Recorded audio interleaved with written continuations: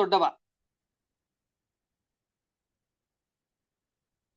ಭಕ್ತರಿಗಿಂತ ಶರಣ ದೊಡ್ಡವ.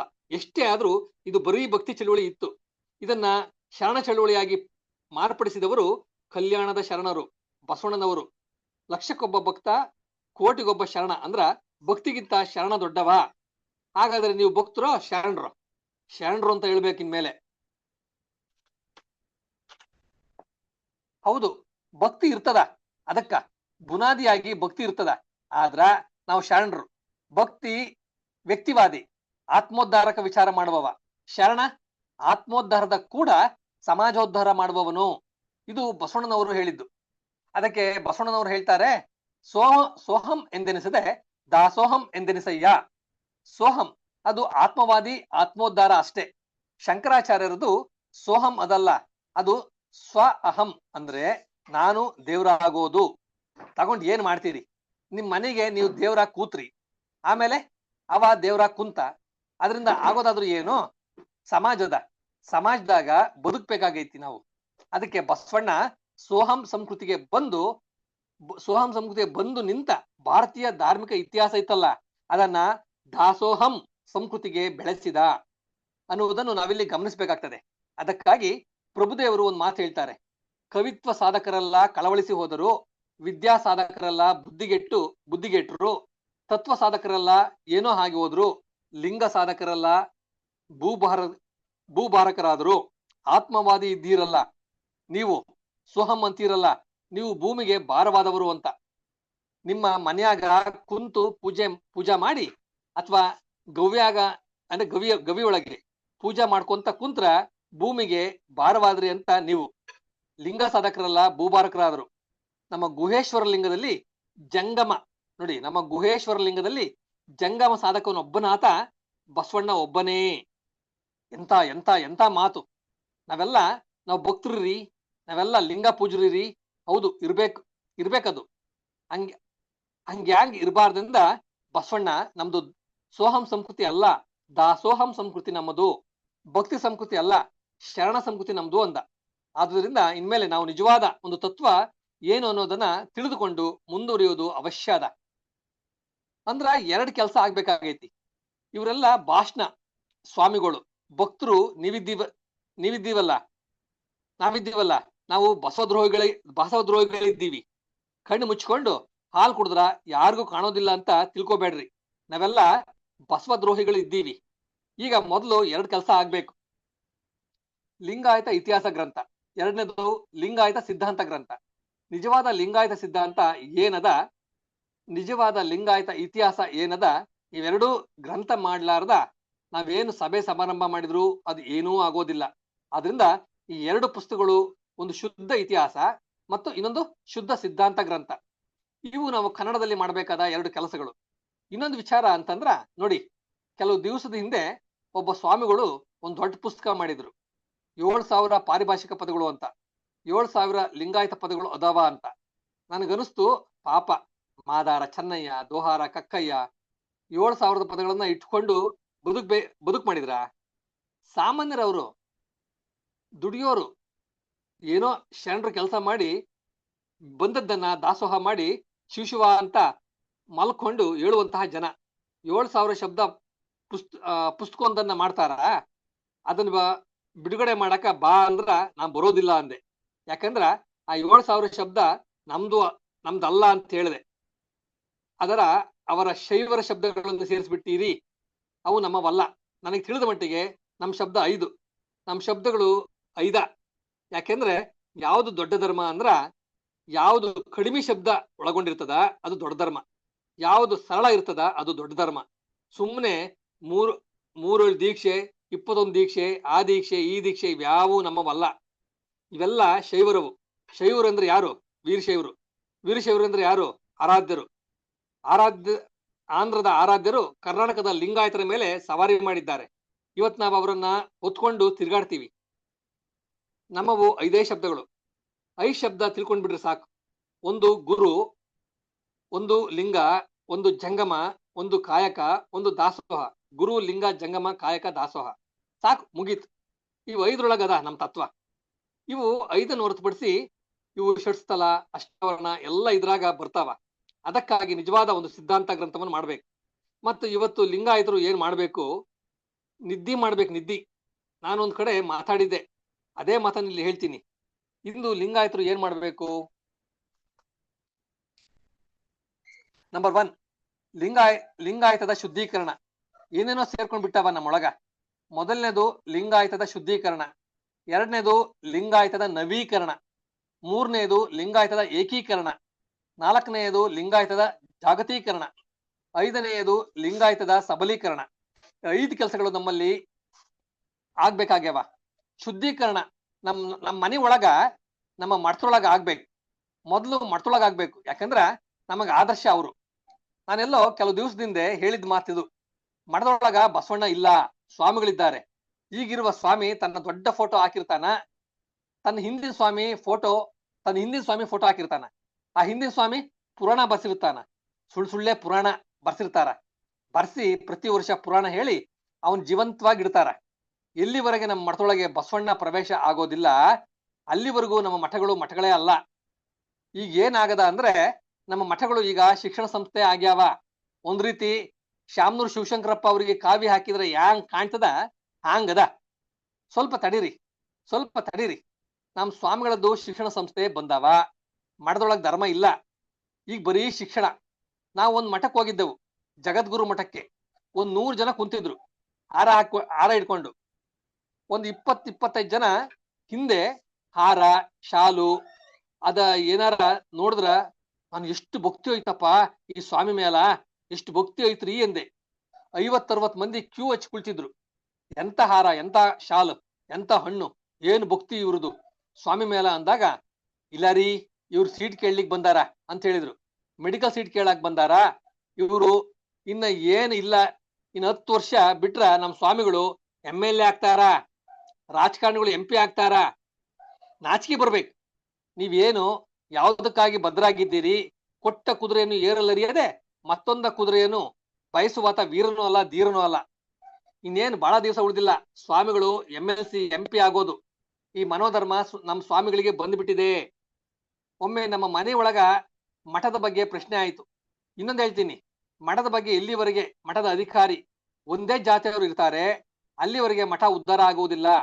ಒಬ್ಬ ಸ್ವಾಮಿ ಬಂದ್ ಕೂಡ್ಲೆ ಮುಂದಿನ ಸ್ವಾಮಿ ಮತ್ತೊಂದು ಜಾತಿಯವ ಇರ್ಬೇಕು, ಅದೇ ಜಾತಿಯವ ಇರಬಾರ್ದು. ಇದು ನಿರ್ಣಯ ಮಾಡ್ಬೇಕು. ಎಲ್ಲಿವರೆಗೆ ಇದು ಮಾಡೋದಿಲ್ಲ, ಅದು ವಂಶ ಪಾರಂಪರ್ಯವಾಗಿ ಬೆಳೆಯುವಂತ ದೊಡ್ಡ ಗೃಹಸ್ಥರ ಮನೆಯಾಗ್ತಾ ಇವೆ. ಹೀಗೆ ನಮ್ಮ ಮಠದೊಳಗೆ ಉತ್ತರಾಧಿಕಾರಿಯಾಗಿ ಬರುವವರು ಅವ ಸ್ವಾಮಿ ಅಂತ ಹೇಳ್ಬೇಕು. ಬರುವವರು ಅವ ಸ್ವಾಮಿ ಹೇಳ್ಬೇಕು, ನಾನು ಜಂಗಮನಿದ್ದೀನಿ, ಮುಂದಿನ ಸ್ವಾಮಿಗಳು ಭಕ್ತರಾಗಬೇಕು.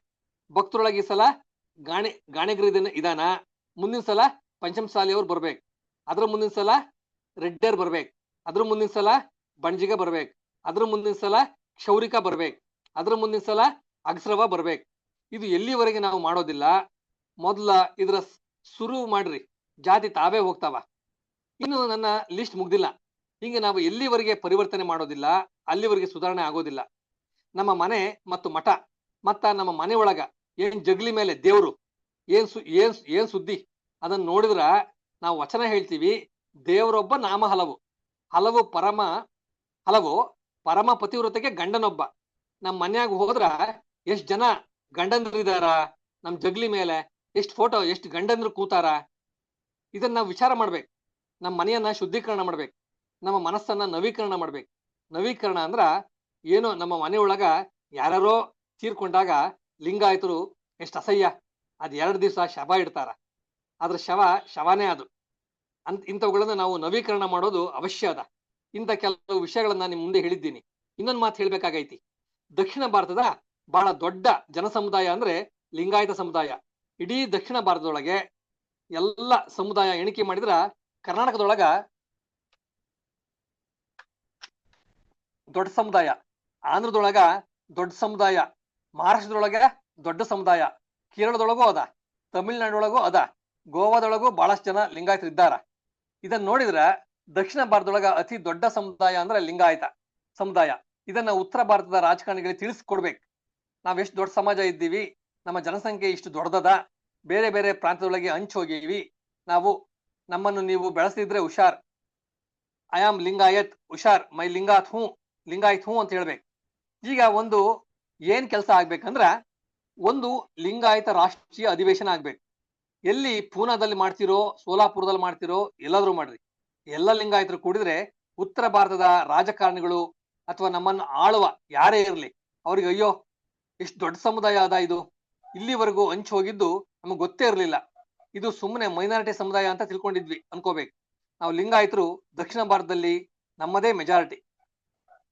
ಉಳಿದ ಯಾರಾದ್ರೂ ಸಹ ಸ್ವಲ್ಪ ಅದಾರು, ಕುರುಬ ಸಮಾಜ ದೊಡ್ಡದಿದ್ರು ನಮಗಿಂತ ಸಣ್ಣದಿದೆ. ಆದ್ರೆ ಲಿಂಗಾಯತ ಇಡೀ ಕರ್ನಾಟಕದೊಳಗೆ ಇಡೀ ದಕ್ಷಿಣ ಭಾರತದೊಳಗೆ ಬಹಳ ದೊಡ್ಡ ಸಮುದಾಯ ಇದೆ. ಆದ್ರಿಂದ ಯಾರಾದ್ರೂ ಒಂದು ಲೀಡರ್ಶಿಪ್ ತೆಗೆದುಕೊಳ್ಬೇಕು, ಒಂದು ದೊಡ್ಡ ಸಮಾವೇಶ ಮಾಡ್ಬೇಕು. ಲಿಂಗಾಯತ ರಾಷ್ಟ್ರೀಯ ಅಧಿವೇಶನ ಮಾಡುವ ಮೂಲಕ ಎಲ್ಲಾ ಲಿಂಗಾಯತರಿಗೆ ನೀವು ಲಿಂಗಾಯತರು ಬರ್ರಿ, ತಮಿಳ್ನಾಡವರಿಗೆ ಹೇಳ್ಬೇಕು, ಆಂಧ್ರದವರಿಗೆ ಹೇಳ್ಬೇಕು, ಮಹಾರಾಷ್ಟ್ರದವರಿಗೆ ಹೇಳ್ಬೇಕು, ಕೇರಳದವರಿಗೆ ಹೇಳ್ಬೇಕು, ಗೋವಾದವರಿಗೆ ಹೇಳ್ಬೇಕು, ಇವನಾರವ ಎಂದೆನಿಸದೆ ಇವ ನಮ್ಮವ ತಿಳ್ಕೊಂಡ್ರ ಅವ್ರಿಗೂ ಸಂತೋಷ ಆಗ್ತದ, ನಮ್ ಬಳಗ ಇಷ್ಟು ದೊಡ್ಡದಾಗ್ತದ ಅಂತ ಅನಿಸ್ತದ. ಆ ಒಂದು ಶಕ್ತಿ ಸಾಮರ್ಥ್ಯವನ್ನು ನಾವು ತೋರಿಸ್ಲಿಕ್ಕೆ ಸಾಧ್ಯ ಆಗ್ತದ. ಅದಕ್ಕಾಗಿ ನೀವು ಇಂಥ ಒಂದು ಕೆಲಸಕ್ಕೆ ಈ ಒಂದು ಸಮಯ, ಈ ಒಂದು ಕಾರ್ಯಕ್ರಮವು ಪ್ರೋತ್ಸಾಹ ನೀಡಲಿ, ಬೆಂಬಲವಾಗಲಿ ಅಂತ ಹಾರೈಸಿ ನನಗೆ ಮಾತನಾಡ್ಲಿಕ್ಕೆ ಅವಕಾಶ ಕೊಟ್ಟಿದ್ದಕ್ಕಾಗಿ ನಿಮಗೂ ಮತ್ತು ಸಂಘಟನೆಯವರಿಗೂ ವಂದಿಸಿ ನನ್ನ ಮಾತು ಮುಗಿಸುತ್ತಿದ್ದೇನೆ ಸರ್. ಇಲ್ಲಿಗೆ ಈ ಲೇಖನ ಆಯ್ತು ಸರ್, ಧನ್ಯವಾದ. ಎಸ್ ರಕ್ಷಿತ್ ಗೌಡ್ರು. ಹಾ ಸರ್, ರೆಡಿ ಇದೀನಿ ಸರ್. ಗೊತ್ತಾಯ್ತು, ಸ್ಟಾರ್ಟ್ ಮಾಡಿ ಸರ್. ಇವತ್ತು ನಾನು ಏನು ಓದಕ್ ಹೋಗಲ್ಲ. ಇವತ್ತು ನಾನು 2 ಅಪಾರ್ಟ್ಮೆಂಟ್ ನಲ್ಲಿ ವಾಲಂಟಿಯರ್ ಆಗಿ ಇದಕ್ ಹೋಗಿದ್ದೆ, ಧ್ವಜಾರೋಹಣಕ್ಕೆ ಹೋಗಿದ್ದೆ. ಅಲ್ಲಿ ಮಾಡಿದ ಭಾಷಣನೇ ಮತ್ತೆ ಭಾಷಣ ಮಾಡ್ತೀನಿ ಸರ್. S S. ಅದಕ್ಕಿಂತ ಮುಂಚೆ ಸರ್ದು ಇವತ್ತು ಆರ್ಟಿಕಲ್ ಬಹಳ ಚೆನ್ನಾಗಿತ್ತು, ಓದಿದ್ದು. ಯಾರ್ದೋ ಸ್ವಾಮೀಜಿಗಳದ್ದು ಭಾಷಣ ಓದಿದ್ರು, ಅದ್ರ ಬಗ್ಗೆ ಕೊನೆಯಲ್ಲಿ ಡಿಸ್ಕಷನ್ ಮಾಡೋಣ. ಈಗ್ಲೇ ಚಿಕ್ಕದಾಗಿ ಮುಗಿಸೋಣ ಅಂದ್ರೆ 2 ನಿಮಿಷದಲ್ಲಿ ಹೇಳ್ಬಿಡ್ತೀನಿ, ಆಮೇಲೆ ಮರ್ತೋದ್ರೆ ಕಷ್ಟ. ಸರಿ, ಮರ್ಯಾದ ಬೇಡ, ಮಾಡಿ.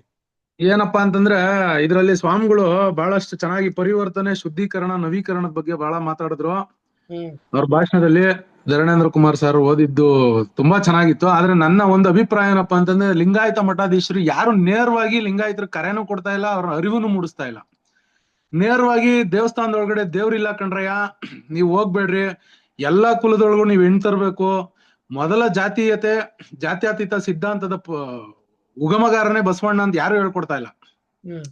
ಈ ರೀತಿ ಕನ್ಫ್ಯೂಷನ್ ಭಾಷಣಗಳು ಬಹಳ ಜನ ಮಾಡ್ತಾರೆ, ಅದು ಒಬ್ರಿಗೂ ಸರಿಯಾಗಿ ಅರ್ಥವೇ ಆಗಲ್ಲ ಸರ್. ನೋಡಿ, ಇವ್ರು ಓದಿದ್ದಕ್ಕೆ ಕೆಲವು ಪಾಯಿಂಟ್ಗಳು, ಅದರಲ್ಲೂ ಕೂಡ ಸಾಮಾನ್ಯ ಮನುಷ್ಯರಿಗೆ, ಮಧ್ಯಮ ವರ್ಗದ ಯಾರು ಲಿಂಗಾಯತರಿಗೆ ಅರ್ಥವೇ ಆಗಲ್ಲ ಸರ್. ಅತಿ ಹೆಚ್ಚು ಇವತ್ತು ಇದನ್ನ ಪಾಲಿಸ್ತಾ ಇರೋರೆ ಅವರು ಬಹಳಷ್ಟು. ಈಗ ನಾನು ಬೆಳಗ್ಗೆ ಹೊತ್ತು ಬಹಳಷ್ಟು ಜನ ಜೊತೆ ವಾಕಿಂಗ್ ಹೋಗ್ತೀನಿ. ನಾನು ಬಸವಣ್ಣ ಅವರು ದೊಡ್ಡ ಅನುಯಾಯಿ. ನನಗೆ ಅನ್ಸಿದ್ದ ಮಟ್ಟಿಗೆ ಇವ್ರ ಸಮಾವೇಶಗಳನ್ನೆಲ್ಲ ಬಹಳ ಗಮನ ಇಟ್ಟು ಕೇಳಿಸ್ಕೊತಾ ಇರ್ತೀನಿ.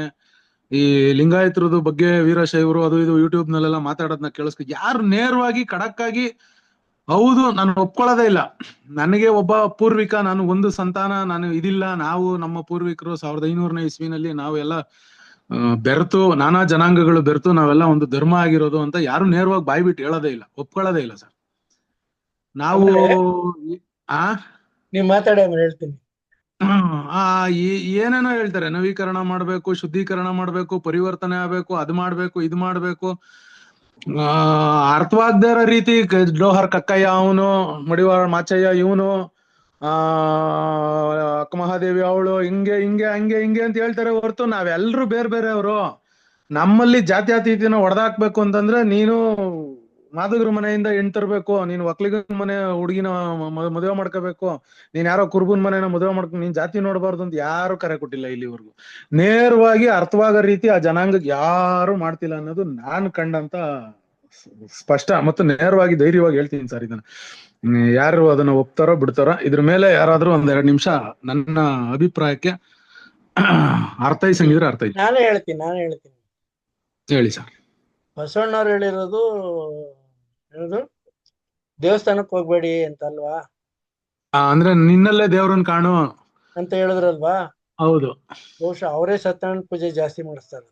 ಹೌದು ಸರ್, ನಾನು ಅದನ್ನೇ ಹೇಳ್ತಾ ಇದ್ದೀನಿ. ಹೋಮ ಅವನ ಅವರೇ ಮಾಡಿಸ್ತಿರೋದು. ಹೌದು ಸರ್. ಕೇಳಿದೀನಿ, ಅಲ್ಲಪ್ಪ ಬಸವಣ್ಣ ದೇವ್ರೇ ಇಲ್ಲ ಅಂತ ಹೇಳೋ, ನೀವೇನ್ರಿ ಮಾಡಿಸ್ರ ಅಂದ್ರೆ, ನಾವ್ ಲಿಂಗಾಯತ್ರ ಸರ್, ಅದು ಬೇರೆ ಇದು ಬೇರೆ ಅಂತಾರೆ. ಹ್ಞೂ ಸರ್, ಬೆಳಗ್ಗೆ ಎದ್ರೆ ವಚನಗಳು ಹೇಳ್ತಾರೆ ಸರ್. ಬಸವಣ್ಣವ್ರು ಆಕ್ಚುಲ್ ಆಗಿ ಹೇಳ್ಬೇಕು ಅಂದ್ರೆ ಬ್ರಾಹ್ಮಣರ ವಿರುದ್ಧವಾಗಿ ಸಂಘಟನೆ ಕಟ್ಟಿರೋದು. ಹೌದು ಸರ್, ಕಟ್ಟಿರೋದು ಅವ್ರು ಏನಸ್ಟ್ ಆಗಿ. ಹೌದು ಅದನ್ನ ಒಪ್ಕೊಳಕ್ ಇವ್ರು ಯಾರು ಸಿದ್ಧನೇ ಇಲ್ವಲ್ಲ. ಸರ್. ಎಷ್ಟು ಹೆಣ್ಣು ನೋಡ್ತಾರೆ, ಅವು ಎಷ್ಟು ಮರ್ಯಾದಾ ಹತ್ಯೆಗಳಾಗೈತೆ ಗೊತ್ತಾ ಸರ್. ಲಿಂಗಾಯತ್ರಲ್ಲ, ಯಾರೋ ಲಿಂಗಾಯತ್ ಹುಡುಗ ಬೇರೆ ಜಾತಿ ಹುಡುಗಿನ ಮದುವೆ ಮಾಡ್ದ, ಲವ್ ಮಾಡ್ದ ಅಂತೇಳಿ ಅವಳನ್ನ ಕೊಲೆ ಮಾಡಿರೋದು. ಈ ಮರ್ಯಾದಾ ಹತ್ಯೆಗಳು ಉತ್ತರ ಕರ್ನಾಟಕದಲ್ಲಿ ನಾನು ಬಹಳಷ್ಟು ನೋಡಿದೀನಿ. ಯಾಕೆ ಅವ್ರಿಗೆ ಅರ್ಥ ಆಯ್ತಾ ಇಲ್ಲ? ನಾನೇ ಎಲ್ಲೋ ಬೇರೆ ಜಾತಿಯಿಂದ ಬಂದು, ನನ್ನ ಹೆಂಡತಿ ಬೇರೆಯವಳು ಬಂದವಳು, ನಮ್ಮ ಅಜ್ಜಿ ಯಾರೋ ಬೇರೆ, ನಮ್ಮ ತಾತ ಯಾರೋ ಬೇರೆ, ನಾವೆಲ್ಲ ಒಂದು ಕೂಡಿ ನಾವೆಲ್ಲ ಲಿಂಗಾಯತರಾಗಿದ್ದು ಅನ್ನೋದು ಅದನ್ನ ನೇರವಾಗಿ ಯಾಕೆ ಹೇಳ್ತಾ ಇಲ್ಲ ಇವರು ಮಹಾಸಭೆಗಳಲ್ಲಿ ಮತ್ತೆ ಯೂಟ್ಯೂಬ್ ಎರಡು ವಿಷಯಗಳನ್ನ ವಿಡಿಯೋಗಳಲ್ಲಿ? ಹೇಳ್ತಾ ಇದ್ದೀನಿ. ಮೊದಲನೇ ವಿಷಯ, ಲಿಂಗಾಯತ ಅಂತ ಇಟ್ಕೊಂಡ್ರು ಒಂದು ಧರ್ಮ ಅಂತ ಅಷ್ಟೇನೆ ಹೊರತು ಅದ್ರಲ್ಲಿ ಸಬ್ ಕ್ಯಾಸ್ಟ್ ಇದೆಯಲ್ಲ. ಈಗ ಇವ್ರು ಹೇಳಿದ್ರಲ್ಲ, ನಮ್ಮ ಯಾರು ಧರ್ಮೇಂದ್ರ ಕುಮಾರ್, ಬಹಳಷ್ಟು ಜಾತಿಗಳ ಹೆಸರು ಹೇಳಿದ್ರು. ಹೌದೌದು, ಆ ಜಾತಿಗಳೆಲ್ಲ ಎಣ್ಕೊಂತಾರಲ್ಲ ಅವರು. ಹೌದು ಸರ್. ಆಮೇಲೆ ಕೆಲವು SC ಬರ್ತವೆ, ಕೆಲವರು ST ಬರ್ತಾರೆ, ಕೆಲವರು ಗ್ರೂಪ್ 1 ಬರ್ತಾರೆ. ಹೌದು, ಅಂದ್ರೆ ಅವ್ರು ಇವತ್ತು ಜಾತಿನೇ ಹುಡುಕ್ತಾವ್ರೆ ಹೊರ್ತು ಲಿಂಗಾಯತ ಅಂತ ಅಂತಿಲ್ಲ. ಇದು ಸುಮಾರು ಈಗ ಚರ್ಚೆ ಮಾಡಿದ್ರೆ ಸುಮಾರು ಸಿಗ್ತವೆ ಆತರ. ಎಲ್ಲಿ ಆ ಒಂದು ಬಸವಣ್ಣನ ತತ್ವಗಳನ್ನ ಪಾಲಿಸಲ್ವೋ ಅಲ್ಲಿವರೆಗೂ ಲಿಂಗಾಯತ್ರಿ ಅಲ್ಲ ನನ್ ಪ್ರಕಾರ. ಖಂಡಿತವಾಗ್ಲು ಸರ್.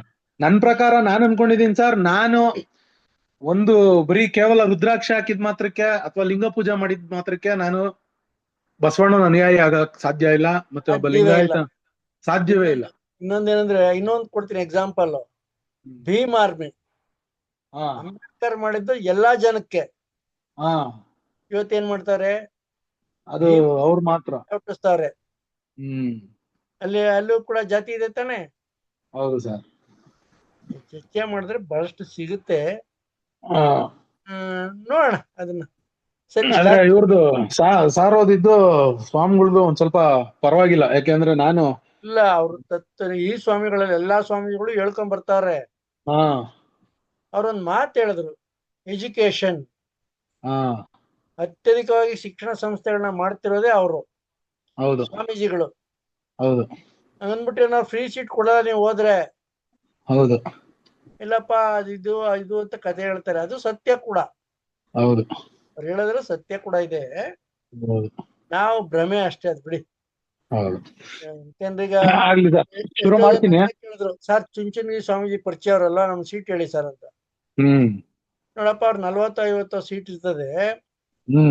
ಅದ್ರಲ್ಲಿ ಒಂದು ಮ್ಯಾನೇಜ್ಮೆಂಟ್ ಕೋಟೆ ಅಂತ ಒಂದು 10-15 ಕೊಟ್ಟಿರ್ತಾರೆ. ಅವ್ರು ರನ್ ಮಾಡ್ಬೇಕು, ಕಾಸು ವಸೂಲಿ ಮಾಡ್ತಾರೆ. ಹೆಂಗೆ ಗೌಡ ಅಂದ ತಕ್ಷಣ ಹೇಳ್ಕೊಡಕ್ ಆಗತ್ತೆ? ಈಗ ನಾನೊಂದು ಮೊನ್ನೆ ಯಾರೋ ಹೇಳ್ದೆ, ಫ್ರೀ ಗೌರ್ಮೆಂಟ್ ಅವರು ಒಂದು ಸ್ಕೂಲ್ ಇದೆ, ಫ್ರೀ ಕೊಡ್ತಾರಲ್ಲ, ಓದಿ ಮಕ್ಕಳು ಹಾಸ್ಟೆಲ್ ಸೇರಿಸಿ. ಅದಾಗಲ್ಲ. ಕೆಂಗೇರಿಲಿ ಇದೆಯಲ್ಲ ಅವ್ರದ್ದು ಐಟೆ ಸ್ಕೂಲ್, ಅಲ್ಲೇ ಬೇಕು. ಅಲ್ಲಿ ಶಿಕ್ಷಣಕ್ಕೆ ಅದು ಗೌರ್ಮೆಂಟ್ ಏನಾದ್ರು ಗ್ರಾಂಟ್ ಕೊಡಲ್ಲ, ಸಪ್ರೇಟ್. ನೀವು ಅಲ್ಲೇ ಓದಿಸ್ಬೇಕು ಅಂದ್ರೆ ಫೀಸ್ ಕಟ್ಟಿ. ಅವ್ರು ಏನ್ ಹೇಳಿದ್ರೆ, ಎಷ್ಟೇ ಜನ ಬಂದ್ರು ನಾನು ಸೇರಿಸ್ತೀನಿ ಅಂತ ಹೇಳೋರೆ, ಸೌಲಭ್ಯ ಕೊಡ್ತೀನಿ ಅಂತ ಹೇಳೋರೆ. ಹೋಗಿ ಮಠಗಳು ಇದಾವೆ, ಇಲ್ಲ ಅಂತಿಲ್ಲ. ಈಗ ಸಿದ್ಧಗಂಗಾ ಮಠ ಅದ್ರ ಹೆಸರುವಾಸಿ. ಹೌದು ಸರ್. ಇದ್ರು ನಾನೊಂದು ಕೊಪ್ಪಳದಲ್ಲಿ ನೋಡಿದೆ ಸರ್, ಗವಿ, ನನ್ ಕಣ್ಣಲ್ಲಿ ನೀರ್ ಬಂದ್ಬಿಡ್ತು ಸರ್. ಎಷ್ಟು ಅದ್ಭುತವಾಗೈತೆ ಅಂತಂದ್ರೆ, ಯಾವ್ದೋ ವಿಸಿಟ್ಗೆ ಹೋದಾಗ ಒಳಗಡೆ ಹೋದೆ, ಅಲ್ಲಿ ಶಾಕ್ ಆಗ್ಬಿಟ್ಟೆ ಸರ್. ಏನ್ ಭಕ್ತರಿಂದಾನೇ ನಡೀತಾ ಇದೆ ಅದು. ದಾಸೋಹ ಇರ್ಬೋದು, ಆ ಮಕ್ಳು ಒಂದು ಇದಿರ್ಬೋದು, ಮಠ ಎಷ್ಟು ಚೆನ್ನಾಗೈತೆ ಅಂತಂದ್ರೆ ಬಹಳ ಕೊಡುಗೆ ಇದೆ ಸರ್ ಲಿಂಗಾಯತ್ರದ್ದು. ಆ ಕಡೆ ನಾವು ಒಂದು ಅಬ್ಸರ್ವ್ ಮಾಡಿ, ಆ ತರದ ಮಠದಲ್ಲಿ ಓದಿರೋ ಹುಡುಗ್ರೆ ಉದ್ಧಾರ ಆಗಿರೋದು. ಸರ್. ಅಲ್ಲಿ ಒಳಿಕ್ ಹೋದ್ರೆ ಕಣ್ಣಲ್ಲಿ ಒಂಥರ ವೈಬ್ರೇಷನ್ ಸರ್, ಅದು ಜಾಗ. ಹೈಟೆಕ್ ಹೋದವ್ರು ಯಾರು ಉದ್ಧಾರ ಆಗಿಲ್ಲ. ಹೌದೌದು. ಇದನ್ನ ನಾವು ಗಮನಿಸ್ಬೇಕು, ನಮ್ಮವ್ರು ಹೇಳ್ಬೇಕಷ್ಟೇ ವ್ಯತ್ಯಾಸ ಏನು ಅಂತ. ಸರಿ ಸರ್, ಶುರು ಮಾಡ್ತೀನಿ ಸರ್. ಮಾಡಿ.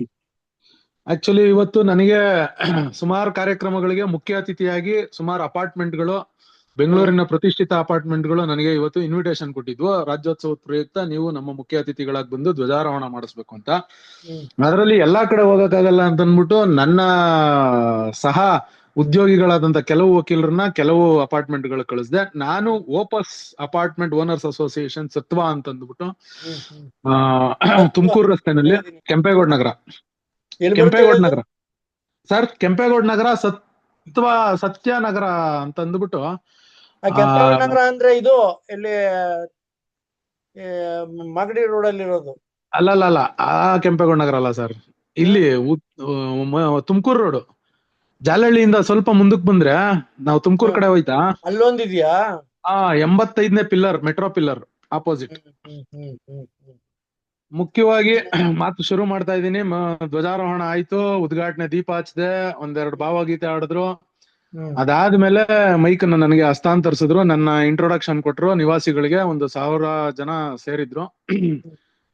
ಮುಖ್ಯವಾಗಿ ಇಂದಿನ ಕಾರ್ಯಕ್ರಮದ ಅಧ್ಯಕ್ಷರಾದಂತಹ ಶ್ರೀಯುತ ಅಂಜನಿ ಪ್ರಸಾದ್ ಅವರೇ, ಹಾಗೂ ಉಪಾಧ್ಯಕ್ಷರಾದಂತಹ ಶ್ರೀಯುತ ಪ್ರಮೋದ್ ಅವರೇ, ಹಾಗೂ ಇಲ್ಲಿ ಸೇರಿರ್ತಕ್ಕಂತಹ ಎಲ್ಲ ಸತ್ವ ಅಪಾರ್ಟ್ಮೆಂಟ್ ನ ನಿವಾಸಿಗಳೇ ಮತ್ತು ನನ್ನ ಎಲ್ಲ ಕನ್ನಡದ ಮನಸ್ಸುಗಳೇ, ಇವತ್ತು ನಿಮ್ಮೆಲ್ರಿಗೂ ಕೂಡ 70ನೇ ವರ್ಷದ ಕರ್ನಾಟಕ ರಾಜ್ಯೋತ್ಸವದ ಹಾರ್ದಿಕ ಮತ್ತು ತುಂಬು ಹೃದಯದ ಶುಭಾಶಯಗಳನ್ನ ಕೋರ್ತಾ ಇದ್ದೀನಿ. ನವೆಂಬರ್ 1, 1956ರಂದು ಕರ್ನಾಟಕ ಏಕೀಕರಣ ಆಯ್ತು. ಇವತ್ತಿನ ದಿನಕ್ಕೆ ಕರ್ನಾಟಕ ಏಕೀಕರಣ ಆಗಿ 70 ವರ್ಷ ಆಯ್ತು. ಕರ್ನಾಟಕ ಏಕೀಕರಣ ಅಂತಂದ್ರೆ ನಾವು ಕನ್ನಡಿಗರು ಬಾಂಬೆ ಕರ್ನಾಟಕ, ಮಡ್ರಾಸ್ ಕರ್ನಾಟಕ, ಮೈಸೂರು ಕರ್ನಾಟಕ, ಹೈದರಾಬಾದ್ ಕರ್ನಾಟಕ ಅಂತ ಹಲವು ಭಾಗಗಳಲ್ಲಿ ಹಂಚಿ ಹೋಗಿದ್ವಿ. ನಮ್ಮನ್ನೆಲ್ಲ ಕರೆದು ಕನ್ನಡಿಗರೆಲ್ಲ ಒಂದೇ ಕಡೆ ಇರ್ರಯ್ಯ ಅಂತ ಅಂದು ನಮ್ಮನ್ನೆಲ್ಲ ಕರ್ನಾಟಕ, ಒಂದು ನೆಲ, ಕನ್ನಡ ಭಾಷೆ ಮಾತಾಡೋರೆಲ್ಲ ಕರ್ನಾಟಕ, ತಮಿಳು ಮಾತಾಡೋರೆಲ್ಲ ತಮಿಳುನಾಡು, ಮಲಯಾಳಿ ಮಾತಾಡೋರೆಲ್ಲ ಕೇರಳ, ಇದೇ ರೀತಿ ಎಲ್ಲಾ ರಾಜ್ಯಗಳ ಒಂದು ಭಾಷಾವಾರು ಪ್ರಾಂತ್ಯ ವಿಂಗಡಣೆ ಆಯ್ತು. ಅದರಲ್ಲಿ ಕರ್ನಾಟಕವೂ ಕೂಡ ಒಂದು. ನಮಗೆ ಇವತ್ತು 70 ವರ್ಷ ಆಯ್ತು. ನಾವೆಲ್ಲ ಕನ್ನಡಿಗರೆಲ್ಲ ಒಂದು ಕಡೆ ಸೇರಿ ಇವತ್ತಿಗೆ 70 ವರ್ಷ ಆಯ್ತು. ಆದ್ರೆ ನಿವಾಸಿಗಳೇ, ನಾನು ಒಂದು ಪ್ರಶ್ನೆ ಕೇಳ್ತೀನಿ. ಈ 70 ವರ್ಷ ಕೇವಲ ಕರ್ನಾಟಕಕ್ಕೆ ಮಾತ್ರ ಆಯ್ತಾ? ತಮಿಳ್ನಾಡು ಭಾಷಾವಾರು ಪ್ರಾಂತ್ಯ ನವೆಂಬರ್ 1, 1956 ಆದ್ಮೇಲೆ ತಮಿಳ್ನಾಡಿಗೂ 70 ವರ್ಷ ಆಗಿರ್ಬೇಕು, ಕೇರಳಕ್ಕೂ 70 ವರ್ಷ ಆಗಿರ್ಬೇಕು, ಮಧ್ಯಪ್ರದೇಶ, ಉತ್ತರ ಪ್ರದೇಶ, ಗುಜರಾತ್ಗೂ 70 ವರ್ಷ ಆಗಿರ್ಬೇಕಲ್ವಾ? ಆದ್ರೆ ನೀವು ಇಡೀ ದೇಶದಲ್ಲಿ ಯಾವುದೇ ರಾಜ್ಯದ ಯಾವುದೇ ಜನಾಂಗವೂ ಕೂಡ ನಾವೆಲ್ಲರೂ ಒಟ್ಟಿಗೆ ಸೇರಿದಂತಹ ಒಂದು ದಿನವನ್ನ ಸಂಭ್ರಮದಿಂದ ರಾಜ್ಯೋತ್ಸವವನ್ನಾಗಿ ಯಾರು ಆಚರಣೆ ಮಾಡಲ್ಲ. ಕೇವಲ ಕನ್ನಡಿಗರು ಮಾತ್ರ ಕರ್ನಾಟಕದಲ್ಲಿ ಈ ದಿನವನ್ನ ಕರ್ನಾಟಕ ರಾಜ್ಯೋತ್ಸವ ಅಥವಾ ಕನ್ನಡ ರಾಜ್ಯೋತ್ಸವ ಅಂತ ಆಚರಣೆ ಮಾಡ್ತಾರೆ. ಅಂದ್ರೆ ಕನ್ನಡಿಗರು ತಮ್ಮ ನೆಲದ ಮೇಲೆ, ತಮ್ಮ ಭಾಷೆಯ ಮೇಲೆ ಎಷ್ಟು ಅಭಿಮಾನವನ್ನ ಇಟ್ಕೊಂಡಿದ್ದಾರೆ. ಎಲ್ರು ಭಾಷಣಗಳು ಹೇಳ್ತಾರೆ ಕನ್ನಡಿಗರು ಅಭಿಮಾನ್ಯ ಶೂನ್ಯರು, ಅವರಿಗೆ ತಮ್ಮ ನೆಲದ ಮೇಲಾಗ್ಲಿ ಭಾಷೆ ಮೇಲಾಗ್ಲಿ ಅಭಿಮಾನ ಇಲ್ಲ ಅಂತ. ನಾನು ನಿಮಗೆ ಹೆಮ್ಮೆಯಿಂದ ಎದೆ ತಟ್ಟಿ ಹೇಳ್ತೀನಿ, ಇಡೀ ಭಾರತದಲ್ಲಿ ರಾಷ್ಟ್ರ ಧ್ವಜವನ್ನ ಹೊರತುಪಡಿಸಿ ಯಾವ್ದಾದ್ರು ಒಂದು ರಾಜ್ಯ ತನ್ನ ಪ್ರಾಂತ್ಯದ ಧ್ವಜವನ್ನಾಗಿ ಇವತ್ತು ಇಡೀ ಅಖಂಡ ಭಾರತದಲ್ಲಿ ಹಾರಿಸಿ ಒಂದು ಸಂಭ್ರಮಾಚರಣೆಯನ್ನ ಮಾಡ್ತದೆ ಅಂತಂದ್ರೆ ಅದು ಕನ್ನಡಿಗರ ರಾಜ್ಯ ಮಾತ್ರ. ಹಾಗಾಗಿ ಈ ದಿನವನ್ನ ಕನ್ನಡಿಗರು, ಇಡೀ ಪ್ರಪಂಚದಾದ್ಯಂತ ಇರತಕ್ಕಂತಹ ಎಲ್ಲ ಕನ್ನಡಿಗರು ಸಂಭ್ರಮದಿಂದ ರಾಜ್ಯೋತ್ಸವವನ್ನಾಗಿ ಆಚರಿಸ್ತಾರೆ. ಮತ್ತು ಹಳದಿ ಕೆಂಪು ನೋಡಿ, ಇಲ್ಲಿ ಬಂದಿರತಕ್ಕಂತ ಎಲ್ಲಾ ಮಾತೆಯರು ನಿಮ್ಮ ಹಣೆ ಮೇಲೆ ಏನ್ ಇಟ್ಕೊಂಡ್ ಬಂದಿದ್ದೀರಿ? ಕೆನ್ನೆಯಲ್ಲಿ ಹಳದಿ ಇಟ್ಕೊಂಡಿದ್ದೀರಿ, ಹಣೆ ಮೇಲೆ ಕುಂಕುಮ ಇಟ್ಕೊಂಡಿದ್ದೀರಿ. ಅದು ಅದರ ಸಂಕೇತ, ಶಾಂತಿ, ಕ್ರಾಂತಿ ಅದೆಲ್ಲ ಬೇರೆ ಇದ್ರು ಕೂಡ ಒಂದು ಭುವನೇಶ್ವರಿ ತಾಯಿ, ನಾವು ಭಾರತ ಮಾತೆಯನ್ನ ಹೇಗೆ ಮಾತೆಯನ್ನಾಗಿ ನೋಡ್ತೀವೋ ನಮ್ಮ ನಾಡದೇವಿ ಕೂಡ ಭುವನೇಶ್ವರಿ ತಾಯಿ. ಹಾಗಾಗಿ ಭುವನೇಶ್ವರಿಯ ಕೆನ್ನೆ ಮೇಲೆ ಮತ್ತು ಹಣೆಯ ಮೇಲೆ ಇರತಕ್ಕಂತಹ ಬಣ್ಣವನ್ನ ನಮ್ಮ ನಾಡಧ್ವಜವನ್ನಾಗಿ ಮಾಡಿಕೊಂಡು ನಾವು ಹೆಮ್ಮೆಯಿಂದ ಇವತ್ತು ಆಚರಿಸ್ತೀವಿ. ಕೇವಲ ನಾಗರಿಕರು ಮಾತ್ರ ಆಚರಿಸೋದಿಲ್ಲ, ಇದನ್ನ ಸರ್ಕಾರವೇ ಖುದ್ದು ನಿಂತು ನಮ್ಮ ದೇಶದ, ಅಂದ್ರೆ ನಮ್ಮ ದೇಶ, ನಾನು ಯಾವಾಗ್ಲೂ ರಾಜ್ಯ ಅಂತ ಕರೆಯೋದಿಲ್ಲ, ನಾನು ಯಾವಾಗ್ಲೂ ಇದನ್ನ ಕನ್ನಡ ದೇಶ ಅಂತಾನೆ ನಾನು ಕರೆಯೋದು.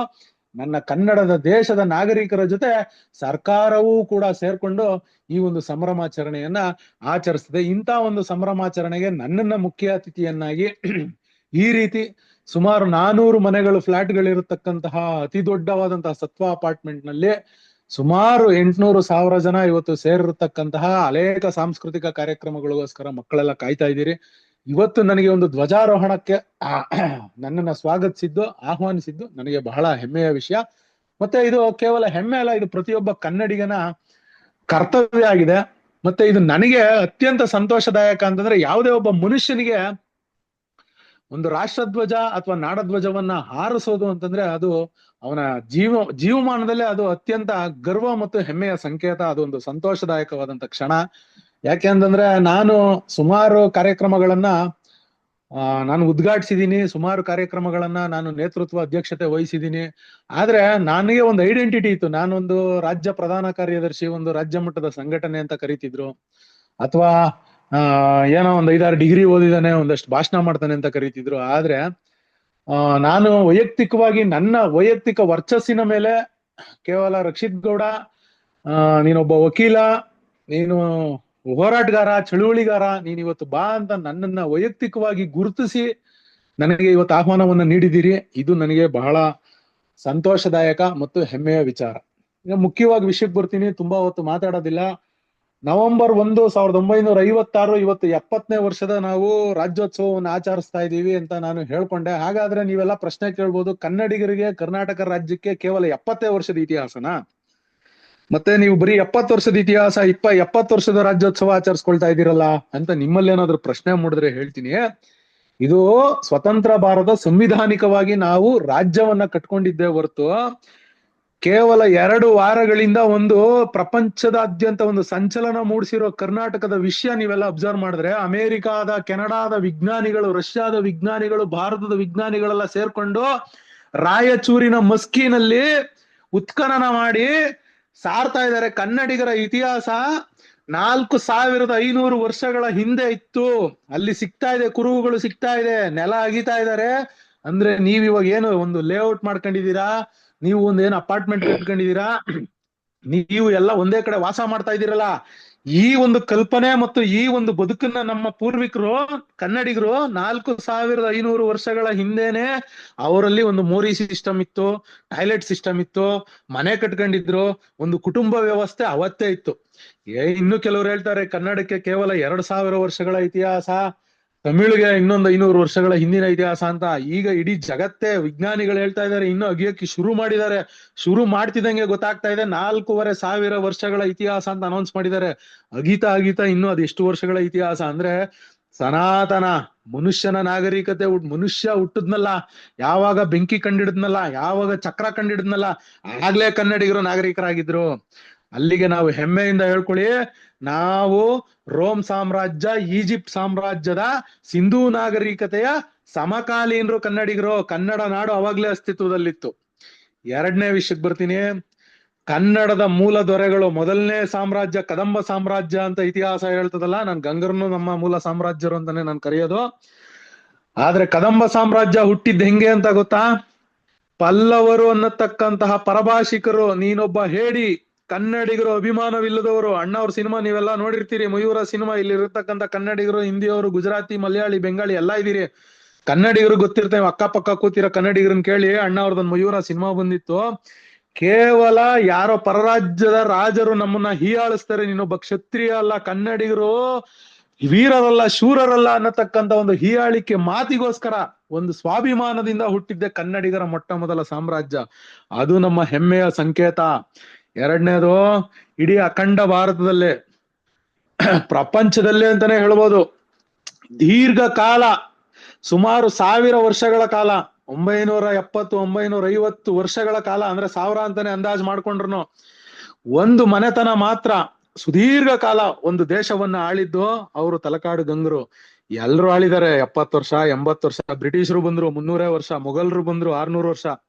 ಆದ್ರೆ ಒಂದು ದೇಶವನ್ನ, ಅಖಂಡವಾದಂತಹ ಒಂದು ನೆಲವನ್ನ ಸುದೀರ್ಘ ಕಾಲ ಆಳದಂತಹ ಪ್ರಪಂಚದ ಒಂದು ಅತ್ಯುನ್ನತವಾದಂತಹ ಸಾಮ್ರಾಜ್ಯ ಮನೆತನ ಯಾವ್ದಾದ್ರು ಇದ್ರೆ ಅದು ನಮ್ಮ ಹೆಮ್ಮೆಯ ಕನ್ನಡಿಗರು, ಮೂಲ ಕನ್ನಡಿಗರು, ತಲಕಾಡು ಗಂಗರು. ಈಗೆಲ್ಲ ಒಳ್ಳೆ ವಿಜುವಲ್ ಚಪ್ಪಾಳೆಗಳೆಲ್ಲ ಬೀಳ್ತವೆ, ಆಮೇಲೆ ಮುಂದುವರಿಸ್ತೀನಿ. ಆಮೇಲೆ ಇನ್ನು ಸ್ವಾರಸ್ಯಕರವಾದ ವಿಚಾರ ಹೇಳ್ತೀನಿ. ಇಡೀ ಜಗತ್ತಿನ ಮೊಟ್ಟ ಮೊದಲ ನೌಕಾಪಡೆಯನ್ನ ಕಟ್ಟಿದ್ದು ಕನ್ನಡಿಗರು. ಯಾರು ಹೇಳ್ತೀರಾ ಅಂತ ಪ್ರಶ್ನೆ ಮಾಡ್ತೀನಿ. ಯಾರು ಹೇಳೋದಿಲ್ಲ. ಬಾದಾಮಿ ಚಾಲುಕ್ಯರು ಕೇಳಿದಿರಾ ನೀವು? ಇಮ್ಮಡಿ ಪುಲಿಕೇಶಿ ಅಖಂಡ ಭಾರತದ ಆಚೆ ಆಫ್ಘಾನಿಸ್ತಾನ, ತುರ್ಕಿಸ್ತಾನದವರೆಗೂ ಇಡೀ ಜಗತ್ತು ಅಂದ್ರೆ ಅರ್ಧ ಏಷ್ಯಾವನ್ನ ಆಳದಂತಹ ಏಕೈಕ ದೊರೆ ಯಾರಾದ್ರೂ ಇದ್ರೆ ಅವನು ಕೂಡ. ಅಶೋಕ ಕೂಡ ಆಳಿಲ್ಲ ಭಾರತದಾಚೆ, ಅಮೋಘ ವರ್ಷ ನೃಪತುಂಗ ಕೂಡ ಆಳಿಲ್ಲ, ಅವನು ಕನ್ನಡಿಗನೇ. ಆದ್ರೆ ಬಾದಾಮಿ ಚಾಲುಕ್ಯರು, ಇಮ್ಮಡಿ ಪುಲಿಕೇಶಿ ಅವನನ್ನ ನೌಕಾಪಡೆಯ ಪಿತಾಮಹ ಅಂತ ಕರೀತಾರೆ. ಅಂದ್ರೆ ಜಗತ್ತಿಗೆ ಆರ್ಮಿ ಕಂಡಿಡ್ದಿದ್ರು. ನೌಕಾ ಅಂದ್ರೆ ನೆಲದ ಮೇಲೆ ಯುದ್ಧ ಮಾಡೋ ಕಾನ್ಸೆಪ್ಟ್ ಗೊತ್ತಿತ್ತು. ಆದ್ರೆ ನೀರಿನ ಮೇಲೆ ಯುದ್ಧ ಮಾಡೋದನ್ನ ಹೇಳ್ಕೊಟ್ಟಿದ್ದೆ ಈ ಜಗತ್ತಿಗೆ ಕನ್ನಡಿಗರು. ಅದಾದ್ಮೇಲೆ ಅಮೋಘ ವರ್ಷ ನೃಪತುಂಗ, ಅವನ ಬಗ್ಗೆ ಎಲ್ಲ ನಿಮಗ್ ಗೊತ್ತಿರ್ತದೆ. ರಾಷ್ಟ್ರಕೂಟ ದೊರೆ, ಕನ್ನಡ ಸಾಹಿತ್ಯವನ್ನ ಅವನೇ ಒಬ್ಬ ಸಾಹಿತ್ಯಕಾರ, ಅವನೇ ಕಲಾವಿದ. ಅವನ ಸಾಹಿತ್ಯ, ಅವನ ಕಾಲದಲ್ಲಿ ಓದಂತಹ ಸಾಹಿತ್ಯ ಇವತ್ತು ಜಗತ್ತಿನಾದ್ಯಂತ ಕನ್ನಡಿಗರ ಸಾಹಿತ್ಯ ಹೋಗಿದೆ. ಹಿಂದೂ ಸಾಮ್ರಾಜ್ಯವನ್ನ ಅವನ ಯಾರೋ ಮರಾಠಿಯವನು ಶಿವಾಜಿ ಉಳಿಸ್ದ, ಮತ್ತೊಬ್ಬ ಉಳಿಸ್ದ, ಮಗದೊಬ್ಬ ಉಳಿಸ್ದ ಅಂತೀರಿ. ಮುಘಲ್ ದೊರೆಗಳು ಈ ಭಾರತವನ್ನ ಸಂಪೂರ್ಣವಾಗಿ ತಮ್ಮ ತೆಕ್ಕೆಗೆ ತಗೊಂಡು ಎಲ್ಲ ಸಾಮ್ರಾಜ್ಯಗಳನ್ನ ನಾಶ ಮಾಡಿದಾಗ ಹಿಂದೂ ಸಂಸ್ಕೃತಿಯನ್ನ ಪುನರುತ್ಥಾನ ಮಾಡ್ಬೇಕು, ಮರು ಸಂಸ್ಥಾಪನೆ ಮಾಡ್ಬೇಕು ಅಂತ ಛಲ ತೊಟ್ಟು ಸಾಮ್ರಾಜ್ಯ ಕಟ್ಟಿದ್ದೆ ವಿಜಯನಗರದ ಹಕ್ಕಾಬುಕ್ಕರು, ಕನ್ನಡಿಗರು ಇರ್ಲಿಲ್ಲ ಅಂದಿದ್ರೆ ನೀವ್ ಇವಾಗ ಸನಾತನ, ನನ್ನ ಹಿಂದೂ ಧರ್ಮ, ನನ್ನ ಮಗದೊಂದು ನೀವ್ ಹೇಳ್ಕೊಳಕ್ ಸಾಧ್ಯನೇ ಇರ್ಲಿಲ್ಲ. ಕನ್ನಡಿಗರ ಕೊಡುಗೆ ಭಾರತಕ್ಕೆ ಮತ್ತು ಈ ಧರ್ಮಕ್ಕೆ, ಈ ದೇಶಕ್ಕೆ, ಈ ನೆಲಕ್ಕೆ ಎಷ್ಟು ಕೊಡುಗೆ ಇದೆ ಅಂತ ನೀವು ಕೃಷ್ಣದೇವರಾಯ ಮತ್ತು ವಿಜಯನಗರದ ಅರಸರ ಬಗ್ಗೆ ತಿಳ್ಕೊಂಡ್ರೆ ನೀವು ಕಾಲರ್ ಎತ್ಕೊಂಡು ಓಡಾಡ್ತೀರಿ. ಇನ್ನ 3 ಸ್ವಾರಸ್ಯಕರವಾದ ವಿಚಾರ ಹೇಳ್ತೀನಿ. ಇಲ್ಲಿ ಮಹಿಳೆಯರು ಬಹಳಷ್ಟು ಜನ, 70% ಇವತ್ತು ಮಹಿಳೆಯರು ಬಂದಿದ್ದೀರಿ. ಪ್ರಾಬಬ್ಲಿ ನಿಮ್ ಮಕ್ಕಳೆಲ್ಲ ಡ್ಯಾನ್ಸು ಮತ್ತೊಂದು ಕಲ್ಚರಲ್ ಇವೆಂಟ್ಸ್ ಇದೆ ಅಂತ ನೋಡಕ್ ಬಂದಿರ್ಬೋದು.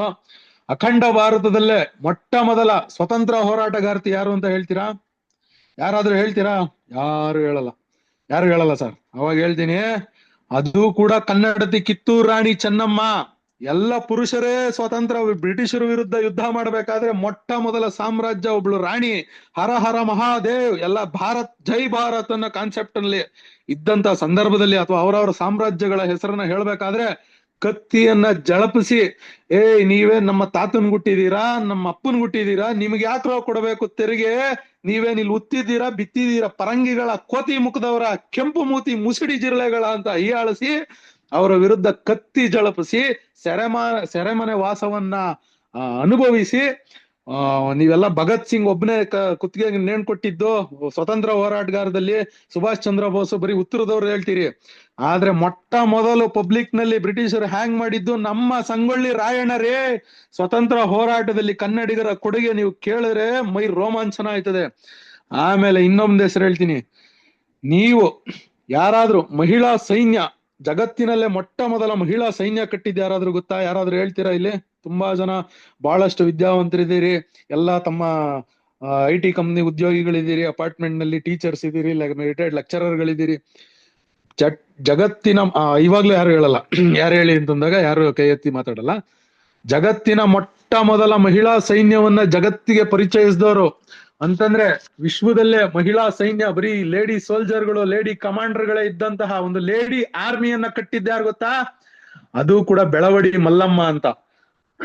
ಅಂದ್ರೆ ಬರೀ ಸೈನ್ಯ ಕಟ್ಟಿ ಅವಳು ಮೆರವಣಿಗೆ ಮಾಡ್ತಿರ್ಲಿಲ್ಲ. ಪಕ್ಕದ ರಾಜ್ಯದ ಶಿವಾಜಿ ಕಳ್ಳತನ ಮಾಡಕ್ಕೆ ಬಂದಾಗ ಅವನ ತಲೆಯ ಮೇಲೆ ಕಾಲಿಟ್ಟು, ಬದುಕೋ ಹೋಗ್, ಪ್ರಾಣ ಭಿಕ್ಷೆ ಕೊಟ್ಟಿದ್ದೀನಿ, ಹೋಗ್ ಬದುಕೋ ಅಂತ ಬಿಟ್ಟು ಅಂತ ಶಿವಾಜಿ ಛತ್ರಪತಿಯನ್ನ, ಸೈನ್ಯವನ್ನೇ ಮಟ್ಟ ಹಾಕ್ದಂತಹ ವೀರಾಗ್ರಣಿ ನಮ್ಮ ಕನ್ನಡತಿ ಬೆಳವಡಿ ಮಲ್ಲಮ್ಮ. ಅದ್ರ ಜೊತೆಗೆ ಇನ್ನೊಂದು ಹೇಳ್ತೀನಿ, ಕ್ರೂರಾತಿ ಕ್ರೂರ, ಕರುಣೆನೇ ಇಲ್ಲದ ದೊರೆ, ಮೊಘಲ್ ಸಾಮ್ರಾಜ್ಯದ ಚಕ್ರವರ್ತಿ ಔರಂಗಜೇಬನ ಹೆಸರೆಲ್ಲರೂ ಕೇಳಿದೀರಾ ಅಲ್ವಾ? ಅಖಂಡ ಭಾರತದಲ್ಲಿ ಯಾವ ರಾಜನು ಇವನನ್ನ ಸೋಲ್ಸಕ್ಕಾಗಿಲ್ಲ. ಕೊನೆಗೆ ಅವನು ಮುಣಿದಿದ್ದು ಕೂಡ ಅವನ ಮಗನೇ ತಗೊಂಡೋಗಿ ಅಪ್ಪನ್ನ ಸೆಲ್ಲಲ್ಲಿ ಇಡ್ತಾನೆ. ಆದ್ರೆ ಭಾರತದಲ್ಲಿ ಇವನ್ನ ಸೋಲ್ಸೋದಿರ್ಲಿ, ಇವನ್ ಎದುರುಗಡೆ ನಿಂತ್ಕೊಂಡು ಗುಟ್ರಾಕೋದಿಕ್ಕೂ ಯಾವ ಸಾಮ್ರಾಜ್ಯದ ಯಾವ ಪುರುಷ ಇವನ್ಗುನು ಧೈರ್ಯ ಇರ್ಲಿಲ್ಲ. ಇವನನ್ನ ಸೋಲ್ಸಿದ್ ಯಾರಾದ್ರೂ ಗೊತ್ತಾ ನಿಮ್ಗೆ? ಯಾವ ಕಾರಣಕ್ಕೆ ಸೋಲ್ಸಿದ್ಲು ಅಂತ ಯಾರಾದ್ರೂ ಕೇಳಿದೀರಾ ಅಂತ ಪ್ರಶ್ನೆ ಕೇಳ್ತೀನಿ ಸರ್. ಮತ್ತೆ ಯಾರು ಹೇಳಲ್ಲ. ಕೆಳದಿಯ ಚೆನ್ನಮ್ಮ ಹೆಸರು ಕೇಳಿದೀರಾ? ಶಿವಾಜಿಯ ವಂಶವನ್ನ ನಾಶ ಮಾಡ್ಬೇಕು, ಈ ಸಂತಾನವನ್ನ ಮುಗಿಸ್ಲೇಬೇಕು ಅಂತ ರಾಜಾರಾಮ ಅನ್ನೋ ಶಿವಾಜಿಯ ಮಗನ ಮೇಲೆ ಅಟ್ಯಾಕ್ ಮಾಡ್ತಾನೆ. ಆಗ ರಾಜಾರಾಮ ಇಡೀ ಭಾರತದಲ್ಲಿರೋ ಎಲ್ಲಾ ಸಾಮ್ರಾಜ್ಯದ ಎಲ್ಲಾ ರಾಜರ ಹತ್ರ ಹೋಗಿ ನನ್ನನ್ನ ರಕ್ಷಿಸಿ ನನಗೆ ಆಶ್ರಯ ಕೊಡಿ ಅಂತ ಕಾಲಕ್ಕೆ ಬಿದ್ದು ಕೇಳ್ಕೊಂಡ್ರು ಯಾರು ಔರಂಗಜೇಬನ್ ಎದುರುಗಡೆ ನಿಂತ್ಕೊಳ್ಳೋ ಅಷ್ಟು ಧೈರ್ಯನೂ ಇರಲ್ಲ, ಅವ್ರಿಗೆ ಇದೂನು ಇರಲ್ಲ. ಅಂತ ಸಂದರ್ಭದಲ್ಲಿ ಅವನು ಆಶ್ರಯ ಕೇಳಿದಾಗ, ಬಾ ನಾನಿದ್ದೀನಿ, ನಿನ್ನ ವಂಶವನ್ನ, ನಿಮ್ಮ ತಂದೆಯ ವಂಶವನ್ನ ನಾನು ಉಳಿಸ್ತೀನಿ, ಬಾ ನಿನ್ಗೆ ಆಶ್ರಯ ಕೊಡ್ತೀನಿ ಅಂತ ಕರ್ಕೊಂಬಂದಿದ್ದು ನಮ್ಮ ಕನ್ನಡತಿ ಕೆಳದಿಯ ಚೆನ್ನಮ್ಮ. ಬರೀ ಕರ್ಕೊಂಬರ್ಲಿಲ್ಲ, ಕರ್ಕೊಂಡ್ ಹೋದ್ಲಲ್ಲ ಅಂತ ಅನ್ಬಿಟ್ಟು ಔರಂಗಜೇಬ ಸೈನ್ಯವನ್ನ ಕಳಿಸ್ತಾನೆ. ಕೆಳದಿಯ ಕಾಡುಗಳಲ್ಲಿ ಕತ್ತಿನಲ್ಲಿ ಅವ್ರನ್ನ ತುಂಡು ತುಂಡಾಗಿ ಅಟ್ಟಾಡಿಸಿ ಒಡೆದು ರಕ್ತದ ಹೊಳೆಯನ್ನ ಹರಿಸಿ ರಾಜಾರಾಮನ್ನ ಉಳಿಸ್ತಾಳೆ. ಇದು ನಮ್ಮ ಕನ್ನಡಿಗರ ಇತಿಹಾಸ. ಇಷ್ಟೇ ಯಾಕೆ, ಇತ್ತೀಚೆಗೆ ನೀವೆಲ್ಲ ಭಾರತ, ಏಕ ಭಾರತ, ಒಂದು ಭಾರತ, ಒಂದು ಎಲೆಕ್ಷನ್ ಅಂತೆಲ್ಲ ಇತ್ತೀಚೆಗೆಲ್ಲ ಮಾತಾಡಕ್ಕೆ ಪ್ರಾರಂಭ ಮಾಡಿದಿರಿ. ಆದ್ರೆ ಭಾರತ ಅನ್ನೋ ಕಾನ್ಸೆಪ್ಟ್ಗೆ ಮೊದಲು ಸೈನ್ ಹಾಕಿ ಅಖಂಡ ಭಾರತ ಯೂನಿಯನ್ ಆಫ್ ಇಂಡಿಯಾಗೆ ಸೇರಿದ್ದೆ ಮೈಸೂರು ಮಹಾರಾಜರು. ನಮ್ಮಿಂದನೇ ಪ್ರಾರಂಭ ಆಗಿದ್ದು ಭಾರತ ಅನ್ನೋ ಕಾನ್ಸೆಪ್ಟ್. ಕನ್ನಡದ ಮೊದಲ ದಿನಪತ್ರಿಕೆ 1843ರಲ್ಲೇ ಮಂಗಳೂರು ಸಮಾಚಾರ ಬರೆದು ಬ್ರಿಟಿಷರ ವಿರುದ್ಧ ನಾವು ಜನಗಳನ್ನ ಒಟ್ಟುಗೂಡಿಸ್ತಾ ಇದ್ವಿ. ಅಲ್ಲಿಗೆ ಆಗ್ಲೇ ನಮ್ಮಲ್ಲಿ ಪತ್ರಿಕೆ ಓದತಕ್ಕಂತ ಕನ್ನಡಿಗರು ಆಲ್ರೆಡಿ ಇದ್ರು, ವಿಷಯ ತಿಳ್ಕೊಂಡು ನಾಳೆ ಬೆಳಿಗ್ಗೆ ಏನ್ ಮಾಡ್ಬೇಕು, ಹೋರಾಟ ಹೆಂಗ್ ಮಾಡ್ಬೇಕು, ನಾವು ಸಂಗ್ರಾಮ ಹೆಂಗ್ ಮಾಡ್ಬೇಕು ಅಂತ. ಇವತ್ತು ಭಾರತದ ಇಸ್ರೋ ಇರ್ಬೋದು, DRDO ಇರ್ಬೋದು, HAL ಇರ್ಬೋದು, BEL, BHEL, ಇನ್ಫೋಸಿಸ್, ವಿಪ್ರೋ, ಬಯೋಕಾನ್ ಅಂತ ಮಹಾನ್ ಸಂಸ್ಥೆಗಳಿಗೆ ಜಾಗ ಇರೋದೇ ಕರ್ನಾಟಕದಲ್ಲಿ. ಸರ್ವ ಧರ್ಮ ಸಮಭಾವದ ನಾಡು ಕರ್ನಾಟಕ. ಇಲ್ಲಿ ಜೈನರ ಮಹಾ ಕೊಡುಗೆ ಇದೆ, ಬುದ್ಧರ ಮಹಾ ಕೊಡುಗೆ ಇದೆ. ಎಲ್ಲಕ್ಕಿಂತ ಮುಖ್ಯವಾಗಿ ಅಖಂಡ ಭಾರತದಲ್ಲೇ ಒಂದು ಸರ್ವ ಧರ್ಮ ಸರ್ವ ಜಾತಿಗಳ ಒಂದು ಹೊಸ ಧರ್ಮಕ್ಕೆ ನಾಂದಿ ಹಾಡಿದ್ದೆ ಒಬ್ಬ ಕನ್ನಡಿಗ, ಬಸವಣ್ಣ ಅಂತ. ಆಮೇಲೆ ಇಂಜಿನಿಯರ್ಸ್ ಡೇ ಮಾಡ್ತೀರಿ. ಯಾರ ಹೆಸರಲ್ಲಿ ಇಂಜಿನಿಯರ್ಸ್ ಡೇ ಮಾಡ್ತೀರಿ? ಕನ್ನಡಿಗ ವಿಶ್ವೇಶ್ವರಯ್ಯನ ಹೆಸರಲ್ಲಿ ಇಡೀ ಪ್ರಪಂಚ ಇಂಜಿನಿಯರ್ಸ್ ಡೇ ಮಾಡ್ತದೆ. ಅತಿ ಹೆಚ್ಚು ಜ್ಞಾನಪೀಠ ಬರೆದಿರೋ ಭಾಷೆ ಕನ್ನಡ, ವಿಶ್ವ ಲಿಪಿಗಳ ರಾಣಿ ಕನ್ನಡದ ಲಿಪಿ. ಕರ್ನಾಟಕದ ಭೌಗೋಳಿಕ ಸ್ಥಿತಿಗತಿ ಗೊತ್ತಿರ್ಬೇಕು ನಿಮಗೆ. ನೀವು ಇಲ್ಲಿ ಬಹಳಷ್ಟು ಜನ ವಲಸೆಯವ್ರು ಬಂದಿದ್ದೀರಿ. ನಾನು ಭಾಷಣ ಮುಗಿಸಿದ್ಮೇಲೆ ಇಂಗ್ಲಿಷ್ ನಲ್ಲಿ ಅವ್ರಿಗೆ ಟ್ರಾನ್ಸ್ಲೇಟ್ ಮಾಡಿ ಹೇಳಿ. ಪ್ರಪಂಚದಲ್ಲೇ ನೀವು ಮರುಭೂಮಿಯನ್ನು ನೋಡತಕ್ಕಂತಹ, ಸಮುದ್ರವನ್ನು ನೋಡತಕ್ಕಂತಹ, ನಿತ್ಯ ಹರಿದ್ವರ್ಣದ ಕಾಡುಗಳು, ಪಶ್ಚಿಮ ಘಟ್ಟಗಳು ಇರತಕ್ಕಂತ, ಕೋಲ್ಡ್ ವೆದರ್ ಇರತಕ್ಕಂತ ಏಕೈಕ ಭೂಮಿ ಯಾವ್ದಾದ್ರು ಇದೆ ಕರ್ನಾಟಕ ಮಾತ್ರ. Karnataka tourism one state many world ಅಂತ ಕರೀತದೆ. ಯಾಕೆ ಅಂತಂದ್ರೆ ಇಲ್ಲಿ ಮರುಭೂಮಿನೂ ಇದೆ, ತಲಕಾಡಿನಲ್ಲಿ ಮರಳು ಭೂಮಿನೂ ಇದೆ, ನಿಮಗೆ ಹಚ್ಚ ಹಸಿರಿನ ಕಾವೇರಿ ನದಿಯಂತಹ ನದಿಗಳು ಹರಿತವೆ, ಬಿಜಾಪುರದಂತ ಬಯಲು ಸೀಮೆಯಲ್ಲಿ 5 ನದಿಗಳು ಹರಿತವೆ. ಮಂಗಳೂರು ಕಡೆ ಹೋದ್ರೆ ನಿಮ್ಗೆ ಕರಾವಳಿ ಸಮುದ್ರವನ್ನು ನೋಡ್ತೀರಿ. ಚಿಕ್ಕಮಂಗ್ಳೂರು, ಕೂರ್ಗಿಸ್ ಕಡೆ ಹೋದ್ರೆ ನೀವು ಯಾವ ಕಾಶ್ಮೀರಕ್ಕೂ ಹೋಗ್ಬೇಕಾಗಿಲ್ಲ, ಅಷ್ಟು ಥಂಡಿ ಇರತಕ್ಕಂತ ವೆದರ್, ಸ್ವಿಟ್ಜರ್ಲ್ಯಾಂಡ್ ಅಂತ ವೆದರ್ ಕೂಡ ನಮ್ಮ ಕರ್ನಾಟಕದಲ್ಲಿದೆ. ನಾನು ಕೊನೆಯದಾಗಿ ಮಾತು ಮುಗಿಸೋದಿಕ್ಕೆ ನಿಮ್ಮಲ್ಲಿ ಒಂದು ಮನವಿಯನ್ನ ಮಾಡ್ಕೊಳ್ತೀನಿ. ಮಾನ್ಯ ಕನ್ನಡಿಗರ ಎಲ್ಲರೂ ಇಲ್ಲಿ ಬಂದಿದ್ದೀರಿ. ನನ್ನ ಮನವಿ ಏನಪ್ಪಾ ಅಂತಂದ್ರೆ, ಇತ್ತೀಚೆಗೆ ಎಲ್ಲಾ ಅಪಾರ್ಟ್ಮೆಂಟ್ಗಳಲ್ಲೂ ನಮ್ಮ ಸಂಸ್ಕೃತಿಯನ್ನ ಮರಿತಾ ಇದ್ದೀರಿ. ನಮ್ಮ ನಾಡಿನ ಹಬ್ಬವಾದಂತಹ ಸಂಕ್ರಾಂತಿ ಮಾಡಲ್ಲ, ಎಳ್ಳು ಬೆಲ್ಲ ಬೀರಲ್ಲ, ಯುಗಾದಿ ಮಾಡಲ್ಲ, ಬೇವು ಬೆಲ್ಲ ಬೀರಲ್ಲ, ಓಣಂ ಮಾಡ್ತೀರಿ. ನಮ್ ಕಡೆ ಬಿಳಿ ಸೀರೆನ ಮುಂಡೇರ್ ಮಾತ್ರ ಹಾಕ್ತಾ ಇದ್ದಿದ್ದು. ನಾವೆಲ್ಲ ಚಿಕ್ಕ ಹುಡುಗರು ಇದ್ದಾಗ ಯಾರ ಗಂಡ ಸತ್ತವ್ರ ಮಾತ್ರ ಬಿಳಿ ಸೀರೆ. ನಾವ್ ಇತ್ತೀಚೆಗೆ ಎಲ್ಲ ಕುಂಕುಮ ಹಿಡ್ದ ಇರೋ, ಬಿಳಿ ಸೀರೆ ಹುಟ್ಟಿರೋ ಬಹಳಷ್ಟು ಜನನ ನೋಡ್ಕೊಂಡು ದಾಂಡಿಯಾ ನೃತ್ಯ ಅಂತೆ, ಯಾವ್ದೋ ಪೊಂಗಲ್ ಹಬ್ಬ ಅಂತೆ, ಓಣಂ ಹಬ್ಬಗಳಂತೆ, ಆ ಸ್ಕೂಲ್ಗಳಲ್ಲೂ ನಮ್ ಕನ್ನಡದ ಮೇಡಮ್ಗಳು ಅದನ್ನೇ ಮಾಡ್ಕೊಂಡು ಯಾವ ಮಕ್ಳಿಗೂ ನಮ್ಮ ಸಂಸ್ಕೃತಿಯನ್ನ ದನ ಕಟ್ಟೋದಾಗ್ಲಿ, ಸಗಣಿ ಸಾರ್ಸೋದಾಗ್ಲಿ, ಅಥವಾ ಒಂದು ಎಳ್ಳು ಬೆಲ್ಲ ಬೀರೋದಾಗ್ಲಿ, ನೀವ್ ಇದನ್ನೆಲ್ಲ ಮರಿತಾ ಇದ್ದೀರಿ. ಸೊ ಹಾಗಾಗಿ ತಮ್ಮಲ್ಲಿ ನಾನು ಮನವಿಯನ್ನ ಮಾಡ್ಕೊಳ್ತಾ, ಇದೊಂದು ಮನವಿ, ಇವತ್ತು ಬಂದಿದ್ದು ಇಷ್ಟು ಮಾತಾಡಿದ್ದಕ್ಕೂ ನೀವು ಇದೊಂದನ್ನ ತಲೆಯಲ್ಲಿ ಇಟ್ಕೊಂತೀರಾ ಅಂತ ಹೇಳಿ, ನಾನೇನು ಓಣಂ ಮಾಡಬೇಡಿ ಅಂತ ಹೇಳಲ್ಲ. ಅವರು ಕೂಡ ಇಲ್ಲಿ 2 ಕೋಟಿ ಕೊಟ್ಟು ಫ್ಲಾಟ್ಗಳು ತಗೊಂಡಿದ್ದಾರೆ. ಅವ್ರ ಮಕ್ಳಿಗೂ ಇಲ್ಲಿ ಪಾರ್ಕ್ ಮತ್ತೊಂದು ತಿಂಗಳಿಗೆ 6,000 8,000 ರೂಪಾಯಿ ಸರ್ವಿಸ್ ಚಾರ್ಜ್ ಕೊಡ್ತಾರೆ. ಸಂವಿಧಾನದಲ್ಲಿ ಯಾರು ಎಲ್ ಬೇಕಾದ್ರೂ ವಾಸ ಮಾಡ್ಬೋದು ಅಂತಿದೆ. ಸೊ ಹಾಗಾಗಿ ನಾನೇನ್ ಹೇಳ್ತೀನಿ, ಅವ್ರನ್ನೂ ಸೇರ್ಸ್ಕೊಳ್ಳಿ, ನೀವು ಓಣಮಲ್ಲೂ ಪಾಲ್ಗೊಳ್ಳಿ. ನೀವು ಸಂಕ್ರಾಂತಿ ಮಾಡಿ ಅವ್ರನ್ನೂ ಕರ್ಕೊಂಡು ಅವ್ರಿಗೂ ಸಂಕ್ರಾಂತಿ ಹೇಳ್ಕೊಡಿ, ಅವ್ರಿಗೂ ಯುಗಾದಿ ಹೇಳ್ಕೊಡಿ ಅಂತ ನಾನು ಹೇಳ್ತಾ, ನನ್ನನ್ನ ಇವತ್ತು ಕರೆಸಿದ್ದಕ್ಕೆ ಮತ್ತೆ ಇಷ್ಟು ಮಾತಾಡೋದಕ್ಕೆ ಅವಕಾಶ ಕೊಟ್ಟಿದ್ದಕ್ಕೆ ತಮ್ಮೆಲ್ಲರಿಗೂ ಕೂಡ ಅಭಿನಂದನೆಗಳು ಮತ್ತು ಧನ್ಯವಾದಗಳನ್ನ ತಿಳಿಸ್ತಾ ಇದ್ದೀನಿ. ಇಷ್ಟು ಮಾತಾಡಿದೆ ಸರ್. ಆಯ್ತಾಯ್ತು, ಚೆನ್ನಾಗಿದೆಯಾ ಸರ್? ಚೆನ್ನಾಗಿದೆ ಮಾತಾಡಿದ್ದು. ಆಮೇಲೆ ಆಕ್ಚುಲಿ ನನ್ನ ಪ್ರಕಾರ ಫಸ್ಟ್ ಹೋರಾಟಗಾರರು ಗುಡ್ಡೆಮನೆ ಅಪ್ಪಯ್ಯ ಅನ್ಕೊಂಡಿದ್ದೀನಿ. Okay sir. ರಾಮೇಗೌಡ್ರು ಸಾರಿ, ಕೆದಂಬಾಡಿ ರಾಮೇಗೌಡ್ರು ಮೊದಲನೇ ಸ್ವತಂತ್ರ ಹೋರಾಟಗಾರರು ಅಂತ ನಾನ್ ಅನ್ಕೊಂಡಿರೋದು. ಕೊಡಗು ಕಡೆ ಅವರು, ಕೊಡಗಲ್ಲ ಅವರು, ಮಂಗಳೂರು ಕಡೆಯವರು. ಇನ್ನೊಂದೆರಡು ವಿಚಾರ ಬಿಟ್ಬಿಟ್ಟೆ ಸರ್. ನಮ್ಗೆ ಸ್ವತಂತ್ರ ರಾಷ್ಟ್ರಧ್ವಜ ನೇಯೋದೆಲ್ಲ ಕನ್ನಡಿಗರಿಗೆ ಕೊಟ್ಟಿರೋದು. ಇವತ್ತು ನಮ್ಮಲ್ಲೇ ಶಿವಪುರ ಧ್ವಜ ಸತ್ಯಾಗ್ರಹದ್ದು ಹೇಳ್ದೆ. ಆಮೇಲೆ ಭಾರತದ ಜಲಿಯನ್ ವಾಲಾಬಾಗ್ ಅಂತ ನೀವು ಅದೊಂದನ್ ಮಾತ್ರ ನೆನ್ಸ್ಕೊಂತೀರಿ. ವಿದುರಾಶ್ವತ್ಥದಲ್ಲಿ ನಾವು ಕನ್ನಡಿಗರು 32 ಜನ ಸತ್ತಿದೀವಿ. ಇದನ್ನೆಲ್ಲ ಹೇಳ್ದೆ. ಈಗ ಭಾಷಣ ಮಾಡ್ತದೆ ಅಲ್ಲಿ ಹೇಳ್ದೆ. ಇಲ್ಲಿ ಹೇಳಿದ್ ನಾನ್ ಜಾಪಸ್ದೆ ಸುಮ್ನೆ. ಸರ್ ಏನ್ರಿ ಕೆದಂಬಾಡಿ ಈಗ ಕೆದಂಬಾಡಿ ರಾಮೇಗೌಡ್ರ ಹೆಸರು ಬರ್ತಿರೋದು, ಮೊದ್ಲು ಅವ್ರ ಹೆಸರು ಗೊತ್ತಿರಲ್ಲ ಎಷ್ಟೋ ಜನಕ್ಕೆ. ಎದಕ್ಕೆ ಶುರುವಾದ ಗೊತ್ತಾಗಿದ್ದು. ಯಾಕೆಂದ್ರೆ ಅವರು ಹೇಳಿ ಪಾರ್ಶ್ವನಾಥ್. ರಕ್ಷಿತ್ ಗೌಡ್ರು, ಎಲ್ಲಾ ನೀವು ಮಾತಾಡಿದ್ದೆಲ್ಲ ಚೆನ್ನಾಗಿತ್ತು. ಆದ್ರೆ ಅದೊಂದು ಹೇಳ್ಬಾರ್ದಾಗಿತ್ತು ನೀವು. ಯಾವ್ದು ಬಿಳಿ ಸರ್? ಸೀರೆ ಬಿಳಿ ಸೀರೆ ಹುಟ್ಟಿದ್ದು ಇದನ್ನ ಹೇಳಿದ್ರಲ್ಲ, ಅದು ನಾನ್ ಚಿಕ್ಕ ವಯಸ್ಸಲ್ಲಿದ್ದಾಗ ಯಾರು ಉಡ್ತಾ ಇರ್ಲಿಲ್ಲ ಸರ್ ನನ್ ಕಣ್ಣಂಗೆ. ಅದು ಏನೇ ಸತ್ಯ ಇರ್ಬೋದು, ಹಾ, ಅದು ಕೆಲವ್ರ ಮನ್ಸಿಗೆ ನೋವಾಗ ನಾವು ಅದನ್ನ ಅದು ಕಟುವಾಗಿ ಹೇಳ್ಬೇಕು. ಹೇಳಲೇಬೇಕಲ್ಲ ಸರ್. ನನಗೆ ಎಷ್ಟು ಬೇಜಾರು ಅಂತಂದ್ರೆ ನನ್ ಮಗನ ಸ್ಕೂಲಲ್ಲಿ ಓಣಂ ನೃತ್ಯ, ದಾಂಡಿಯಾ ನೃತ್ಯ ಅಂತ ಮಾಡಿಸ್ತಾ ಇರ್ತಾರೆ. ಅದನ್ನ ಹೇಳಿ ನೀವು. ಅದನ್ನೆಲ್ಲ ಅದಕ್ಕೆಲ್ಲ ಇದೆ. ಬಟ್ ಅದನ್ನ ಬಳಸ್ಬಿಟ್ರಲ್ಲ ನೀವು. ಹಾ, ಈಗ ಬಿಳಿ ಸೀರೆ ನಮ್ಮ ಹೆಣ್ಮಕ್ಳು ಈಗ ಎಲ್ಲಾ ಕಡೆ ಹಾಕೊಂಡು ಹೋಗ್ತಾರೆ. ಅದು ಅದಕ್ಕೆ ಅಂತ ಮೀಸಲಾಗಿಲ್ಲ ಇವಾಗ. ಮೀಸಲಾಗಿಲ್ಲ ಇವಾಗ.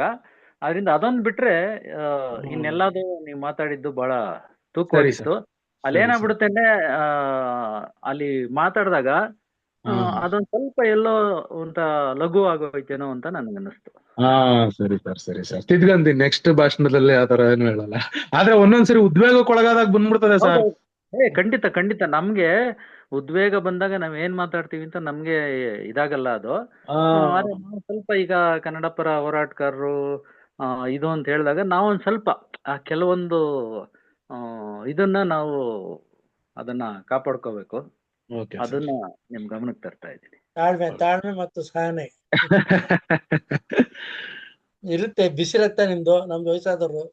ತುಂಬಾ ವ್ಯತ್ಯಾಸ ಇಷ್ಟೇ. ಇನ್ನೊಂದೇನಂದ್ರೆ ನಿಮ್ಗೊಂದು ವಿಷಯ ಹೇಳ್ಬೇಕು. ಮದುವೆಗಳಲ್ಲೂ ವೈಟ್ ಸೀರೆ ಉಪಯೋಗಿಸ್ತಿದ್ರು ಹಳೆ ಕಾಲದಲ್ಲಿ. ಹೌದಾ ಸರ್? ನಿಮ್ಗೆ ಅದು ಗೊತ್ತಿಲ್ಲ.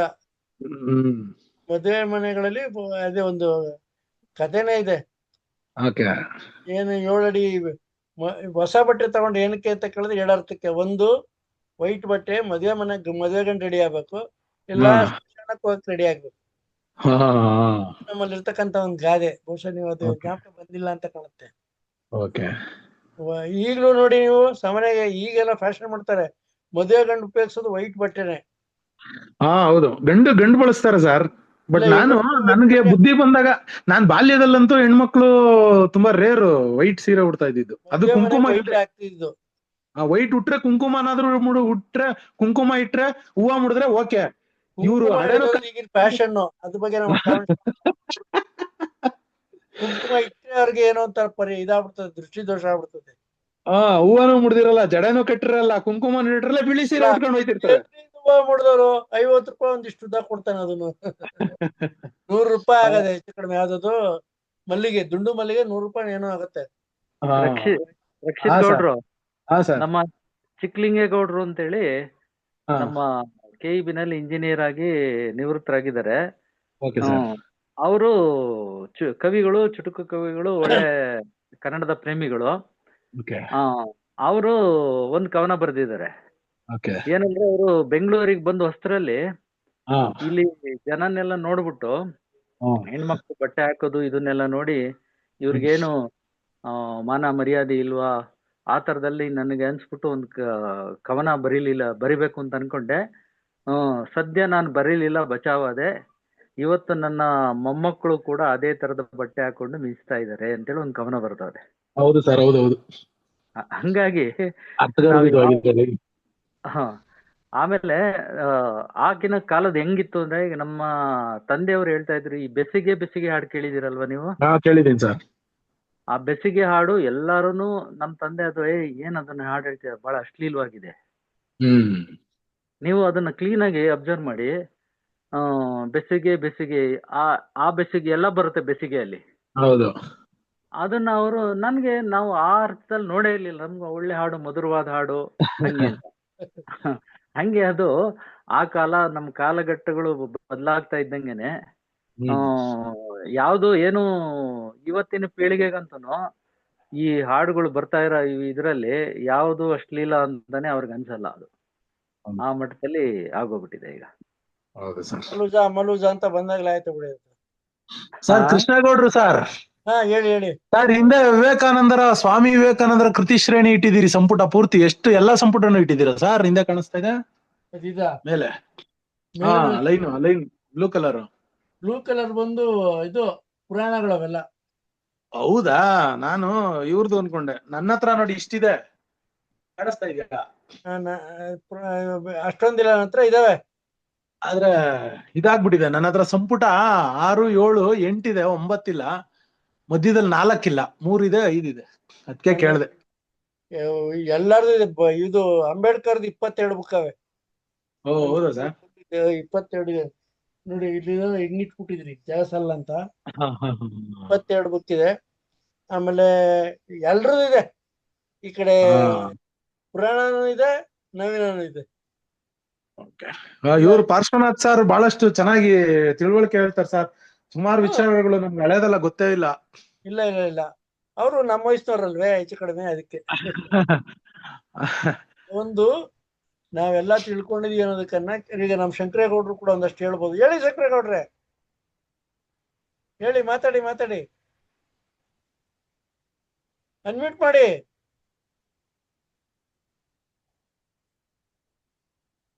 ಗೌಡ್ರೆ ಅನ್ಮ್ಯೂಟ್ ಮಾಡಿ.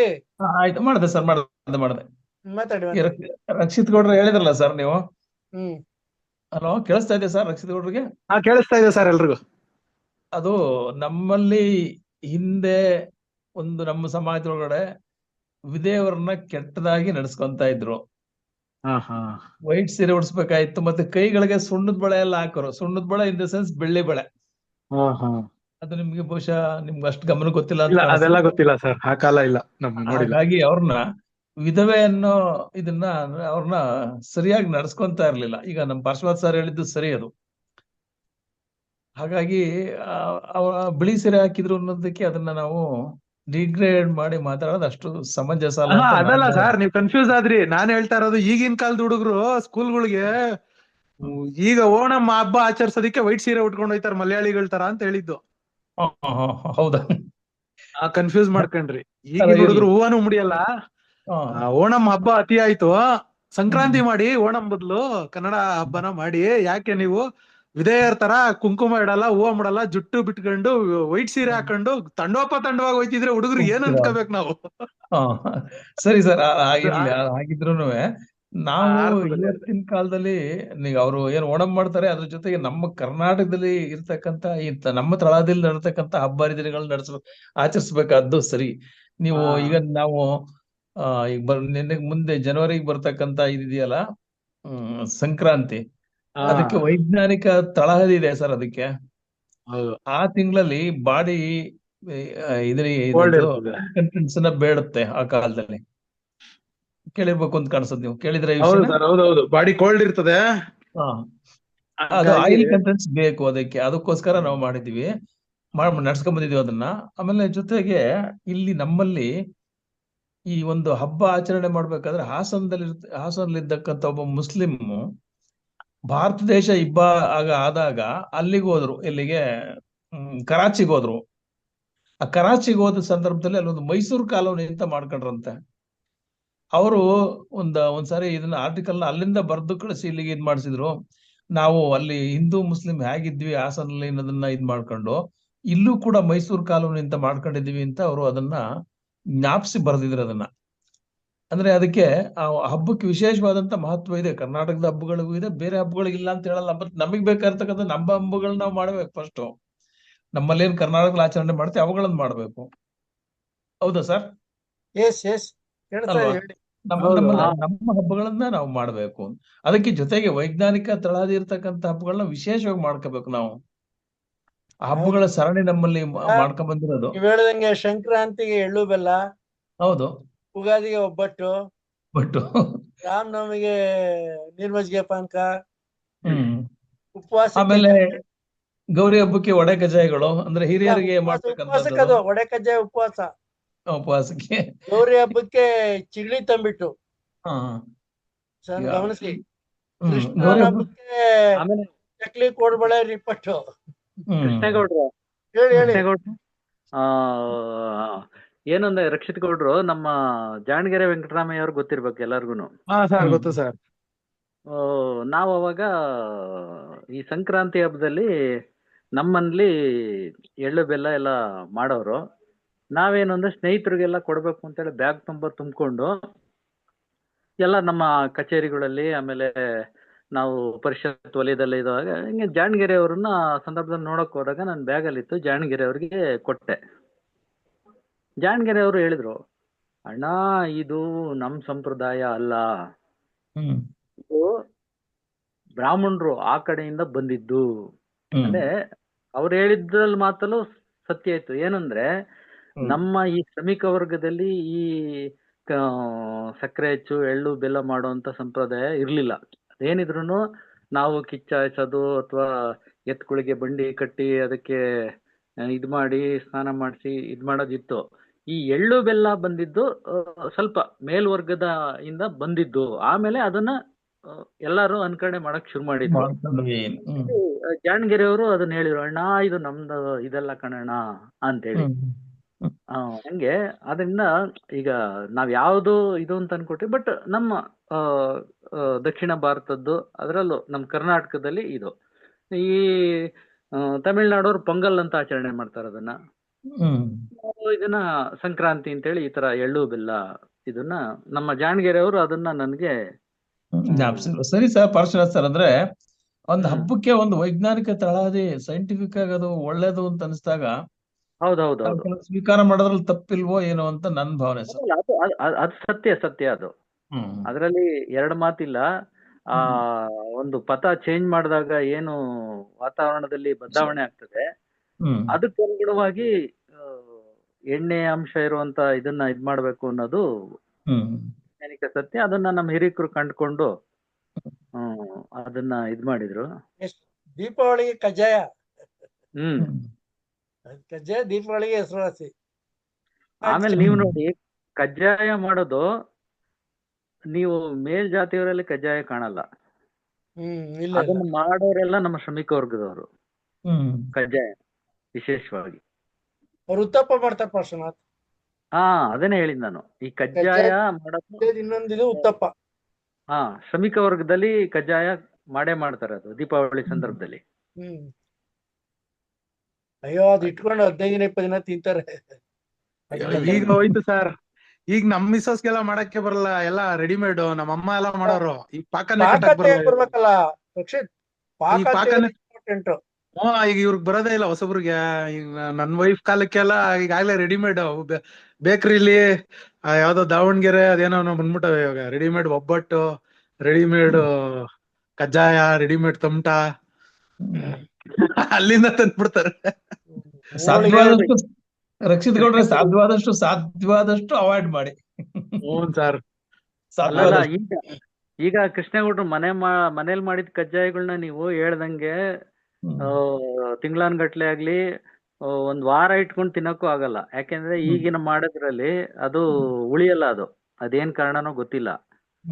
ಆಮೇಲೆ ಮೊದ್ಲು ನಮ್ ತಾಯಿಯವರೆಲ್ಲ ಆಲ್ಮೋಸ್ಟ್ ಒಂದ್ ವರ್ಷಕ್ಕಾಗಷ್ಟು ಉಪ್ಪಿನಕಾಯಿ ಹಾಕ್ತಾ ಇದ್ರು. ಈಗ ನೀವು ಉಪ್ಪಿನಕಾಯಿ ಹಾಕಿದ್ರೆ 15 ದಿವಸ ಇಲ್ಲ 1 ತಿಂಗಳಿಗೆ ಅದು ಇದು ಪಾಚಿ ಕಟ್ಟೋ ಫಂಗಸ್ ಬರುತ್ತೆ. ಬಟ್ ನಮ್ಮಲ್ಲಿ ಈಗಲೂ ಕೆಲವ್ರು ಮಾಡ್ತಾರೆ ಸರ್. ಈಗಲೂ ಕೆಲವ್ರು ನಮ್ಮ ಇವರು ಸಂಬಂಧಿಕರೊಳಗೆ ಮಾಡ್ತಾರೆ. 6 ತಿಂಗಳು ವರ್ಷ ಇಟ್ಕೊಳ್ತಾರೆ. ಮೊದ್ಲು ನಮ್ಮಲ್ಲಿ ವರ್ಷ ಜಾಡಿಲಿ ಇಟ್ಬಿಡೋರು ಅದನ್ನ. ಹೌದಾ? ಇದ್ರ ಜಾಡಿ ಬರೋದು ಜಾಡಿಲಿ ಇಟ್ಬಿಟ್ರೆ 1 ವರ್ಷ ಯಾವ್ದೇ ಕಾರಣಕ್ಕೂ ಅದು ಏನು ಕೆಟ್ಟತಾ ಇರ್ಲಿಲ್ಲ. ಬಟ್ ಅದು ಕೆಡ್ತಾ ಇರಲಿಲ್ಲ ಅಂದ್ರೆ ಪಿಂಗಾಣಿಲಿ ಇರ್ತಕ್ಕಂತ ಉಪ್ಪಿನಕಾಯಿ ಏನಿದೆ ಸರ್, ಅದನ್ನ ಅವ್ರು ಅದನ್ನ ಎಲ್ಲರಿಗೂ ಕೊಡ್ತಿರ್ಲಿಲ್ಲ. ಅದಕ್ಕೆ ಅವರೇ ಸಪರೇಟ್ ತೆಗೆದು ನೀರ್ ಬೀಳದಂಗೆ ಅದನ್ನ ಬಹಳ ಶುದ್ಧವಾಗಿ ಇಟ್ಕೊಂಡು ಬೇರೆ ತೆಕ್ಕೊಟ್ಟು ಬೇರೆ ಚಿಕ್ಕ ಚಿಕ್ಕ ಹಾಕೊಂಡು 3-4 ದಿವಸಕ್ಕೆ ಬೇಕಾದಷ್ಟು ತೆಕ್ಕೊಡೋರು. ನಮ್ಗೆ ಜ್ಞಾಪಕ ಇದೆ ಸರ್. ಅದನ್ನ ಎಲ್ಲಾರು ಮುಟ್ತಿರ್ಲಿಲ್ಲ ಮನೇಲಿ. ಈಗ ಅದೇನೆ ನಮ್ ತಾಯಿಯವರು ಈಗಿನ ಕಾಲದಲ್ಲಿ ಮತ್ ಮಾಡಿದ್ರು ಅವ್ರು ಜೀವಂತ ಇದ್ದಾಗ ಅದು ಉಳಿತಾ ಇರ್ಲಿಲ್ಲ. ನಿಜ. ಇನ್ನೊಂದು ಇದಿತ್ತು ಪಾರ್ಶ್ವನಾಥ್, ಉಪ್ಪಿನಕಾಯಿ ವಿಷಯದಲ್ಲಿ ಕೆಲವ್ರ ಕೈಯಲ್ಲಿ ಹಾಕಿದ್ರೆ ಹುಳ ಬರುತ್ತೆ, ಅದು ಸರಿ ಒಂದಲ್ಲ ಅಂತಾನೆ ಇತ್ತು. ಅಲ್ಲ, ಅದು ಅದೇನೆ. ಈಗ ಕೆಲವರು ಈಗ ನೀವು ದೋಸೆ ಇಡ್ಲಿಗೆ ಹಾಕ್ತಾರಲ್ಲ, ಹೌದು, ಆ ದೋಸೆ ಇಡ್ಲಿಗೆ ಹಾಕ್ತಾಗ ಕೆಲವ್ರ ಕೈನಲ್ಲಿ ಇದನ್ನ ಇದ್ ಮಾಡಿದ್ರೆ ಹುದುಗ್ ಬರಲ್ಲ. ಅದು ಹುದುಗ್ ಬರಲ್ಲ, ಹುಳಿ ಬರಲ್ಲ. ಆ ಕೈಗುಣ ಇದೆಯಲ್ಲ, ಅದು ಸತ್ಯ. ಅದು ಹುದುಗ್ ಬರ್ಬೇಕು. ಅದು ಬರಲ್ಲ. ಅದನ್ನೇ ನಾನು ಹೇಳಿದ್ದು, ಉಪ್ಪಿನಕಾಯಿ ಹಾಕಿದ್ರೆ ಹುಳ ಬಂದ್ಬಿಡುತ್ತೆ ಕೆಲವ್ರ ಕೈಯಲ್ಲಿ. ಉಪ್ಪಿನಕಾಯಿ ಸಕ್ಸಸ್ ಆಗಲ್ಲ. ಹೌದೌದು, ಇದನ್ನು ನಾನು ಗಮನಿಸಿದ್ದೀನಿ. ಅಂದ್ರೆ ಅದು ಕೈ ಗುಣನೋ ಏನೋ ಗೊತ್ತ. ಈಗ ಡಾಕ್ಟರ್ ನೋಡಿ, ಇದಕ್ಕೊಂದು ಉದಾಹರಣೆ ಅಂದ್ರೆ, ಡಾಕ್ಟರ್ ಹೋಗ್ತಿ, ಕೆಲವು ಡಾಕ್ಟರ್ ಅದೇ ಟ್ಯಾಬ್ಲೆಟ್ಸ್ ಕೊಟ್ರೆ ವಾಸಿ ಆಗತ್ತೆ, ಕೆಲವು ಡಾಕ್ಟರ್ ಅದೇ ಟ್ಯಾಬ್ಲೆಟ್ಸ್ ಕೊಟ್ರು ವಾಸಿ ಆಗಲ್ಲ. ಏನ್ ಹೇಳ್ಬೇಕು ಇದಕ್ಕೆ? ಏನು ಅಂದ್ರೆ ನಿಮಗೆ ಸೈಕಲಾಜಿಕಲ್ ಆಗಿ ಇಂಪ್ರೆಸ್ ಆಗ್ತೀವಿ. ಆ, ಇದ್ದಿದ್ದವ್ರು ಯಾರು ಪೇಷಂಟ್ ಇದ್ದವ್ರು ಇಂಪ್ರೆಸ್ ಆಗ್ತಾರೆ ಆ ಡಾಕ್ಟರ್ ನೀವು ನೋಡಿ. ಡಾಕ್ಟರ್ ಮೇಲೆ ನಂಬಿಕೆ ಇಡ್ತಿರಲ್ಲ, ಹ್ಮ್. ನಂಬಿಕೆ. ಆ ನಂಬಿಕೆ ನಿಮಗೆ 50% 60% ಗುಣ ಮಾಡ್ಬಿಡ್ತದೆ. ಹ್ಮ್. ಆ ನಂಬಿಕೆನೇ ನಿಮ್ಗೆ ಕಾಪಾಡೋದು. ಅದು Yes. ಎಲ್ಲಿ ಒಂದು ಯಾವ್ದೋ ಗೊತ್ತಿಲ್ಲ ಡಾಕ್ಟರ್ ಹತ್ರ ಹೋದಾಗ ಅದು ಪರಿಣಾಮ ಬೀರಲ್ಲ ನಮ್ಗೆ. ಎಸ್ ಹಂಗಾಗಿ. ಎಸ್. ಇವತ್ತು ಒಳ್ಳೆ ಚರ್ಚೆಗಳಾಗ್ತಾ ಇದೆ, ಆಗಿದೆ ಕೂಡ. ಇಲ್ಲಿ ನನ್ನ ಕಳ್ಸವ್ರೆ ವರ್ಷ ತೊಡಕೆ ಗುಡ್ಡೆಬಾಡು ಕಳ್ಸವ್ರೆ, ಅದ್ ಬಿಟ್ಬಿಟ್ರಿ ಅಂತ ಸರ್ ಇನ್ನೊಂದು ಹೇಳಿ. ಚರ್ಚೆಗೆ ಪಾರ್ಶ್ವನಾಥ್ ಸರ್ ಅದ್ರ ಬಗ್ಗೆ ಚೆನ್ನಾಗಿ ಇದ್ ಮಾಡ್ತಾರೆ. ನಾನು ರವಿ ಬೆಳಗೆರೆನ ಪುಸ್ತಕಗಳನ್ನ ಮೊನ್ನೆ ನಾನು ತುಂಬಾ ಓದಿದೀನಿ, ಜಾಸ್ತಿ ಏನ್ ಓದಿಲ್ಲ. ಮೊನ್ನೆ ಹರಿವು ಪುಸ್ತಕ ಹೋಗಿದೆ ಬಸವನಗುಡಿ. ಮತ್ತೆ ಒಂದು 7-8 ಸಾವಿರ ರೂಪಾಯಿ ಇನ್ವೆಸ್ಟ್ ಮಾಡಿ ಮತ್ತೆ ಪುಸ್ತಕಗಳು ಒಂದೇ ಶಾರ್ಟ್ ಅಲ್ಲಿ ಕೊಂಡ್ಕೊಂಬಂದೆ. ಓದ್ತಾ ಕುತ್ಕೊಂಡ್ರೆ ಬಹಳ ಚೆನ್ನಾಗಿ ಓದಿಸ್ಕೊಂಡು ಹೋಗ್ತಾರೆ ಸರ್. ಹೌದೌದು. ಅಂದ್ರೆ ಅವ್ರನ್ನ ಅನುಕರಣೆ ಮಾಡೋದಿಕ್ಕೆ ಅವ್ರ ವಿಡಿಯೋಗಳು ಎಲ್ಲ ನೋಡ್ತಾ ಇದ್ರೆ ಕೆಲವು ವಿಚಾರಗಳಲ್ಲಿ ಅವ್ರನ್ನ ತಗೊಳ್ಳೇಬಾರ್ದು, ಅವ್ರನ್ನ ಮನ್ಸಿಗೆ ತಗೋಬಾರ್ದು ಅನಿಸ್ತದೆ. ಆದ್ರೆ ಅಲ್ಲ, ಪುಸ್ತಕ 100% ಸತ್ಯ ಅದು. ರವಿ ಬೆಳಗೆರೆ ಎಂತ ಇದು ಅಂದ್ರೆ, ನೀವು ಒಂದು ಕಸವನ್ನ ಕೊಟ್ರು ರಸವನ್ನಾಗಿ ಮಾಡುವಂತಹ ಸಾಮರ್ಥ್ಯ ಇದೆ. ಹೌದು ಸರ್. ಅವ್ರು ಬರವಣಿಗೆಲ್ಲ ನೀವು ಎಂತ ಕಸದ ವಸ್ತು ಕೊಡಿ, ಅದನ್ನ ಬಹಳ ರಸವತ್ತಾಗಿ ಇದ್ ಮಾಡೋಷ್ಟು ಆ ಪ್ರತಿಭೆ ಇದೆ. ಆಮೇಲೆ ನೀವ್ ಹೇಳಿದ್ರಲ್ಲ, ಅವ್ರನ್ನ ಆಳವಾಗಿ ನೀವು ಹೋದ್ರೆ ಅವ್ರನ್ನ ಯಾವ್ದೇ ಕಾರಣಕ್ಕೂ ಅನುಸರಿಸಬೇಕಾದಂತ ವ್ಯಕ್ತಿತ್ವ ಅಲ್ಲ. ಕನ್ಫ್ಯೂಷನ್ ಏನಂದ್ರೆ ಸರ್, ನಾನು ಲೈಬ್ರರಿನಲ್ಲಿ ಈಗ ಫೋಟೋಗಳು ಕವಿಗಳದೆಲ್ಲ ಹಾಕೋತಾ ಇದ್ದೀನಿ. ನನ್ನ ಆಫೀಸ್ ನಲ್ಲಿ ಸುಮಾರು ಒಂದು 25 ಜನ ನನ್ನ ಇಂಪ್ರೆಷನ್ಸ್ ಯಾರ್ಯಾರಿದ್ದಾರೆ ಅವ್ರದೆಲ್ಲ ಹಾಕೊಂಡಿದೀನಿ. ಇಲ್ಲಿ ರವಿ ಬೆಳಗೆರೆನ ಹಾಕೋಬೇಕು ಅಂತ ಒಂದು ಮನ್ಸು ಹೇಳುತ್ತೆ. ಇಲ್ಲ ಹಾಕೊಳ್ಳಕ್ ಯೋಗ್ಯತೆ ಇಲ್ಲ ಅಂತಾನು. ಅವ್ರು ಯೂಟ್ಯೂಬ್ ವಿಡಿಯೋಸ್ ಎಲ್ಲ ನೋಡ್ತಾ ಇದ್ರೆ, ಅವ್ರ ನ್ಯೂಸ್ ಎಲ್ಲ ನೋಡ್ತಾ ಇದ್ರೆ ಯೋಗ್ಯತೆ ಇಲ್ಲ ಅನ್ಸುತ್ತೆ. ಪುಸ್ತಕ ಹಿಡ್ಕೊಂಡ್ರೆ ಏನಪ್ಪ ಮನುಷ್ಯ ಈ ತರ ಏನಯ್ಯ ಇದು ಪುಸ್ತಕ ಸರ್, ಇಡೀ ರಾತ್ರಿ ಓದಿಸ್ಬಿಡ್ತೈತೆ ಅಂತಂತ ಪುಸ್ತಕಗಳು. ಈಗ ನಿಮ್ಮಲ್ಲೇನ ಬರವಣಿಗೆನ ಹಿಡಿದಿಟ್ಕೊಳತ್ತೆ ನಿಮ್ಮನ್ನ, ಆ ಬರವಣಿಗೆ ಇದೆಯಲ್ಲ ಆ ಶೈಲಿ ನಿಮ್ಮನ್ನ ಹಿಡಿದಿಟ್ಕೊಳತ್ತೆ ಅಷ್ಟೇ. ಈಗ ರವಿ ಬೆಳಗೆರೆಯಲ್ಲಿ ನಾನು ಯಾವ ಮುಖನ ತಗೋಬೇಕು ನಾನು ಆದರ್ಶವಾಗಿ ಬರವಣಿಗೆ ತಗೋಬೇಕು? ರವಿ ಬೆಳಗೆರೆ ಮಾತ್ರ ಅಲ್ಲ, ಲಂಕೇಶ್ ಕೂಡ. ಹೌದಾ ಸರ್? ಅವ್ರ ಬದುಕುನು ಇಷ್ಟನಾ ಇದೇ ತರನಾ? ಅವ್ರ ಬಗ್ಗೆ ನನ್ಗೆ ಅಷ್ಟು ಗೊತ್ತಿಲ್ಲ ಸರ್. ಸಾಮಾನ್ಯವಾಗಿ ಕೆಲವರು, ಎಲ್ಲರೂ ಅಂತ ಹೇಳಲ್ಲ, ಬರವಣಿಗೆಯಲ್ಲಿರುವಷ್ಟು ನೈಜತೆಯಲ್ಲಿ ಇರಲಿಲ್ಲ. ಆದ್ರೆ KP ತೇಜಸ್ವಿ ಬಿಟ್ಟು ಲಂಕೇಶ್ ಅವ್ರನ್ನ ತಗೊಳ್ಳಿ, ನಮ್ಮ ಚಂಪಾ ಅವ್ರನ್ನ ತಗೊಳ್ಳಿ. ಚಂಪಾ ಹೌದು, ಅವ್ರದನ್ನ ಆದರ್ಶವಾಗಿ ತಗೊಳಂಗಿಲ್ಲ ಅವರ ಇದನ್ನ. ಆಮೇಲೆ ಅದಕ್ಕೆ ಇದಾಗಿ UR ಅನಂತಮೂರ್ತಿ ಅವರನ್ನು ಸಹ ಕೆಲವೊಂದೆಲ್ಲ ಕೇಳಿದೀನಿ ಸರ್. ಇಲ್ಲ ಅವರು ಇಲ್ಲ, ಕೆಲವು ಮಾನಿಯರ್ದು ಇದೆ ಪಟ್ಟಿ ಹೋಗ್ತಾ ಇರುತ್ತೆ ಬಿಡಿ. ಅವರ ಜೀವನ ಆದರ್ಶ ವ್ಯಕ್ತಿತ್ವ ಅಂತೇಳಿ ಅವ್ರನ್ನ ಯಾರನ್ನೂ ನಾವು ಪರಿಗಣಿಸಕ್ಕೆ ಆಗಲ್ಲ. ಆ ತರದ ವ್ಯಕ್ತಿತ್ವಗಳು ಅವರೆಲ್ಲ. ಏನು ಅಂದ್ರೆ ನಾವು ಅವರ ಸಾಹಿತ್ಯ, ಅವರ ಇದು ಕುವೆಂಪು ಅವ್ರ ಒಂದು ಮಾತು ಹೇಳಿದಾರಲ್ಲ, ಆಭರಣ ಹಳೇದು ಅಂತ ಎಸಿಬೇಡಿ, ಅದನ್ನ ಕರಗಿಸಿ ಹೊಸ ಆಭರಣ ಮಾಡಿ. ಹೌದು ಸರ್. ಕುಮಾರವ್ಯಾಸನ್ ಬಗ್ಗೆ ಅದ್ ಹೇಳಿರೋದು. ಹೌದ್ರಾ? ನೀವು ಭಾರತ ಕಥಾಮಂಜರಿ ಓದಿದ್ರೆ ಅದ್ರಲ್ಲಿ ನೀವು ಬೇಜಾರಾಗ್ಬಿಡ್ತದೆ, ಏನಪ್ಪ ಈ ಮನುಷ್ಯ ಒಂದೇ ಜನಾಂಗವನ್ನು ಹೋಳಿದಾನೆ ಅಂತ. ಆದ್ರೆ ಅವ್ರ ಕಾವ್ಯದ ರುಚಿ ಇದೆಯಲ್ಲ, ಅದನ್ನು ಸ್ವೀಕಾರ ಮಾಡಿ ಅಂತ ಅವ್ರು ಹೇಳಿರೋದು. ಅದಕ್ಕ ಹೇಳಿರೋದು ಸರ್. ಹೌದೌದೌದು. ಅದು ಕೇಳಿದ್ರೆ ಅದ್ರ ಜೊತೆಗೆ ಅವರು ಕುಮಾರವ್ಯಾಸನು ಹಾಡಿನೆಂದರೆ ಕಲಿಯುಗ ದ್ವಾಪರವಾಗುವುದು ಅಂತೇಳಿ ಬಹಳ ತುಂಬಾನೇ ಹೊಗಳಿದ್ದಾರೆ. ಹೊಗಳಿದ್ದಾರೆ. ಅದನ್ನ ಇಲ್ಲ ಅಂತ ಹೇಳಿದಿರ ಪಾರ್ಶ್ವನಾಥ್. ಅವನ್ ಮಾತು ಹೇಳಿದಾರೆ ಅವರು, ಒಡವೆ ಹಳೇದು ಅಂತ ಎಸಿಬೇಡಿ, ಹೌದೌದೌದು, ಕರಗಿಸ್ಬಿಟ್ಟು ನಿಮ್ಗೆ ಹೇಗ್ ಬೇಕು ಮಾಡ್ಕೊಳ್ಳಿ ಅಂತ ಹೇಳಿದಾರೆ. ಯಾಕಂದ್ರೆ ಹೇಳಿರೋದು ಕುಮಾರವ್ಯಾಸನ್ಗೆ. ಅದ್ರಲ್ಲಿ ಏನ್ ನೀವು ಸರಿಯಾಗಿ ಓದ್ಬಿಟ್ರೆ, ಅವನು ಹೋದ ಅಲ್ಲಿ ಬ್ರಾಹ್ಮಣರಿಗೆ ಒಂದು ಅಷ್ಟು 1000 ಹಸುಗಳು ಕೊಟ್ಟ, ಗುಲಾಮ್ರು ಕೊಟ್ಟ, ಇದೇ ಬರ್ತದೆ. ಇರದೇ ತಾನೆ ಅವರ ಇದ್ರಲ್ಲಿ. ಅಲ್ಲೊಂದು ಯುದ್ಧ ಮಾಡ್ದ, ಬ್ರಾಹ್ಮಣರ ಆಶೀರ್ವಾದ ಮಾಡಿದ್ರು, ಅವ್ರಿಗೆ 1000 ಹಸುಗಳು ಕೊಟ್ಟ, ಗುಲಾಮರು ಕೊಟ್ರ ಅಂದ ಯಾರನ್ನ ಅದು ಯೋಚಿಸ್ಬೇಕಲ್ವಾ? ಶೂದ್ರನ. ಅದಕ್ಕೆ ಅವ್ರು ಕುವೆಂಪು ಅದನ್ನ ಟೀಕೆ ಮಾಡಕ್ ಹೋಗ್ಬೇಡಿ, ಅದನ್ನೆಲ್ಲ ತೆಗೆದ್ಬಿಡಿ, ನಿಮಗೆ ಬೇಕಾದ ಆರಿಸ್ಕೊಳ್ಳಿ ಅಂತ ಹೇಳಿದ್ದಾರೆ. ಭಾಮಿನಿ ಷಟ್ಪದಿಯಲ್ಲಿ ಒಂದು ತಪ್ಪಿಲ್ಲದೆ ಬರೆದಿದ್ದಾರಲ್ಲ, ಅದು ಪ್ರಮುಖವಾಗಿ ಹೇಳಿರೋದು. ಸರ್ ಆಮೇಲೆ ಹೇಳಿ. ಇವತ್ತು ಆಶಯ ಭಾಷಣ ಮಾಡಬೇಕಾದ್ರೆ ಅಂದ್ರೆ ಆಂಕರಿಂಗ್ ಮಾಡ್ತಾ ಇದ್ನಲ್ಲ, ಆ ವ್ಯಕ್ತಿ ಒಂದ್ ಮಾತು ಹೇಳ್ದ, ಕನ್ನಡಕ್ಕೆ 8 ಜ್ಞಾನಪೀಠ ಬಂದಿದೆ, ಎಲ್ಲರ ಹೆಸರನ್ನು ಹೇಳ್ದ. ಕುವೆಂಪು 1963 ಅದೆಷ್ಟು ಅದೆಲ್ಲ ಹೇಳ್ಕೊಂಡು ಇಸ್ವಿಗಳು ಯಾವ್ಯಾವ ಕೃತಿಗೆ ಬಂದಿದೆ ನೋಡಿ ಇಂತೆಲ್ಲ ಅಂತ ಆಶಯ ಮಾತುಗಳು ನುಡಿಗಳನ್ನ ಆಡ್ಬೇಕಾದ್ರೆ ಕೊನೆಯಲ್ಲಿ ನನ್ನ ಪಾಲಿಗೆ 9 ಬಂದಿದೆ. 9ನೇದು SL ಭೈರಪ್ಪನವ್ರಿಗೆ ಇವತ್ತು ಬಂದಿಲ್ಲ ಅಂದ್ರೂ ಕೂಡ ಮರಣೋತ್ತರ ಖಂಡಿತವಾಗ್ಲೂ ಬರುತ್ತೆ ಅನ್ನೋ ನಂಬಿಕೆ ನಂದು. ಅವ್ರನ್ನು ಸೇರ್ಸ್ಕೊಂಡು ನಾನು 9 ಜನರ ಪಟ್ಟಿಯೊಂದಿಗೆ ನಾನು ಕನ್ನಡ ಭಾಷೆ ಬಗ್ಗೆ ಮಾತಾಡ್ತೀನಿ ಇಂದ. ನಾನು ಭೈರಪ್ಪನವ್ರದ್ದು 3 ಪುಸ್ತಕ ಇಟ್ಕೊಂಡಿದೀನಿ, ಆದ್ರೆ ಇನ್ನೂ ಓದ ಮನ್ಸಾಗಿಲ್ಲ ನನಗೆ. ಇಲ್ಲೇ ಇದೆ ಆವರಣ ಮತ್ತೆ ಯಾವ್ದಾವ್ದೋ ಇದೆ. ನೀವ್ ಯಾರಾದ್ರೂ ಓದ್ಕೊಂಡಿದ್ರೆ ಭೈರಪ್ಪನವ್ರನ್ನ? ಭೈರಪ್ಪನವರು ಬರೆದಿರೋದು ಕಾದಂಬರಿನೇ ಹೊರ್ತು ಅವ್ರ ಕಾದಂಬರಿ ಬಿಟ್ಟು ಹೊರಗಡೆ ಬಂದಿಲ್ಲ. Okay okay. ಜ್ಞಾನಪೀಠ ಪ್ರಶಸ್ತಿ ಹೆಂಗ ಅವ್ರು ಆಯ್ಕೆ ಆಗ್ತಾರೆ? ಅಲ್ಲಲ್ಲ ಕೃಷ್ಣೇಗೌಡ್ರು, ಈಗ ಕಾದಂಬರಿ ಬರ್ದವ್ರುನು ಜ್ಞಾನಪೀಠ ಪ್ರಶಸ್ತಿಗೆ ಆಯ್ಕೆ ಆಗ್ತಾರೆ. ಭೈರಪ್ಪನವ್ರ ವಿಚಾರ ಏನು ಅಂದ್ರೆ, ಅವರು ಪ್ರಾರಂಭದ ಕೆಲವು ಕಾದಂಬರಿಗಳು ಬಿಟ್ರೆ ಆ ನಂತರದಲ್ಲಿ ಅವರು ಒಂದು ಸಿದ್ಧಾಂತವನ್ನ ಪ್ರಬಲವಾಗಿ ಪ್ರತಿಪಾದನೆ ಮಾಡಬೇಕು ಅನ್ನೋ ತರದಲ್ಲಿ ಹೋದ್ರು. ಅದ್ರಲ್ಲೂ ಕೂಡ ನಮ್ಗೆ ಅಪಾಯಕಾರಿ ಯಾವ್ದು ಅಂತ ಹೇಳಿದ್ರೆ, ಸುಳ್ಳು ಹೇಳೋರ್ನ ನಾವು ಕಂಡಿಡಿಬಹುದು. ಈ ಅರ್ಧ ಸತ್ಯಗಳನ್ನ ಹೇಳ್ತಾರಲ್ಲ, ಹೌದೌದು, ಅದು ತುಂಬಾ ಅಪಾಯಕಾರಿ. ಅವರು ಏನೇ ಒಂದು ಕಾದಂಬರಿ ಬರಿಬೇಕು ಅಂದ್ರೂ ಬಹಳ ಅದರ ಪೂರ್ವ ಅಧ್ಯಯನ ಮಾಡ್ತಾ ಇದ್ರು. ಸಂಗೀತದ ಬಗ್ಗೆ ಬರಿಬೇಕು ಅಂದ್ರೆ ಸಂಗೀತದ್ದು ಇದನ್ನೆಲ್ಲ ಮಾಡೋರು, ಯಾವ್ದೋ ಒಂದು ವಿಚಾರದ ಬಗ್ಗೆ ಅಧ್ಯಯನ ಮಾಡೋರು. ಆ ಅಧ್ಯಯನ ಇಲ್ಲ ಅಂದ್ರೆ ಈಗ ನಾವೇನ್ ಮಾಡ್ತೀವಿ ಅಂದ್ರೆ, ನಾವು ಕನ್ನಡದ ಬಗ್ಗೆ ಏನಾದ್ರೂ ಮಾತಾಡ್ಬೇಕು ಅಂದಾಗ ನಾವೆಲ್ಲ ಕನ್ನಡದ ಬಗೆಗಿನ ಹಿರಿಮೆ ಗರಿಮೆಗಳನ್ನೇ ದೃಷ್ಟಿಲಿಟ್ಕೊಂಡು ನಾವು ಎಲ್ಲ ಅಧ್ಯಯನ ಮಾಡಿ ಅದನ್ನ ಮಾತ್ರ ನಾವು ಪಾಯಿಂಟ್ ಔಟ್ ಮಾಡ್ತೀವಿ, ಹೇಳ್ತೀವಿ. ಅದೇ ರೀತಿ ಭೈರಪ್ಪನವ್ರು ಏನ್ ಮಾಡಿದ್ರು ಅಂದ್ರೆ, ಅವ್ರು ಏನು ನಂಬಿದ್ದಾರೆ ಸಿದ್ಧಾಂತ, ಆ ಸಿದ್ಧಾಂತದ ಪರವಾಗಿರುವಂತ ಅರ್ಧ ಸತ್ಯಗಳು ಅಥವಾ ಸತ್ಯಗಳನ್ನ ಮಾತ್ರ ನೋಡಿದ್ರು, ಬೇರೆ ಸತ್ಯಗಳನ್ನ ನೋಡ್ಲೇ ಇಲ್ಲ ಅವರು.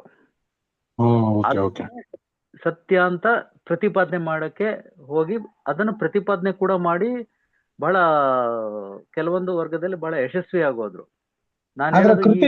ಅದರ ಕೃತಿ ಆ ಮಟ್ಟಕ್ಕಿದೆಯಾ ಸರ್? ಅವ್ರದ್ದು ಓದಿದ್ರೆ ಆ ಶ್ರೇಷ್ಠತೆ ಇದೆಯಾ? ಸ್ಟಾರ್ಟಿಂಗ್ ಅಲ್ಲಿ ದಾಟು ಚೆನ್ನಾಗಿತ್ತು, ತಬ್ಬಲಿ ಮನೆ ಚೆನ್ನಾಗಿತ್ತು. ಹೌದು. ಆಮೇಲೆ ಇದು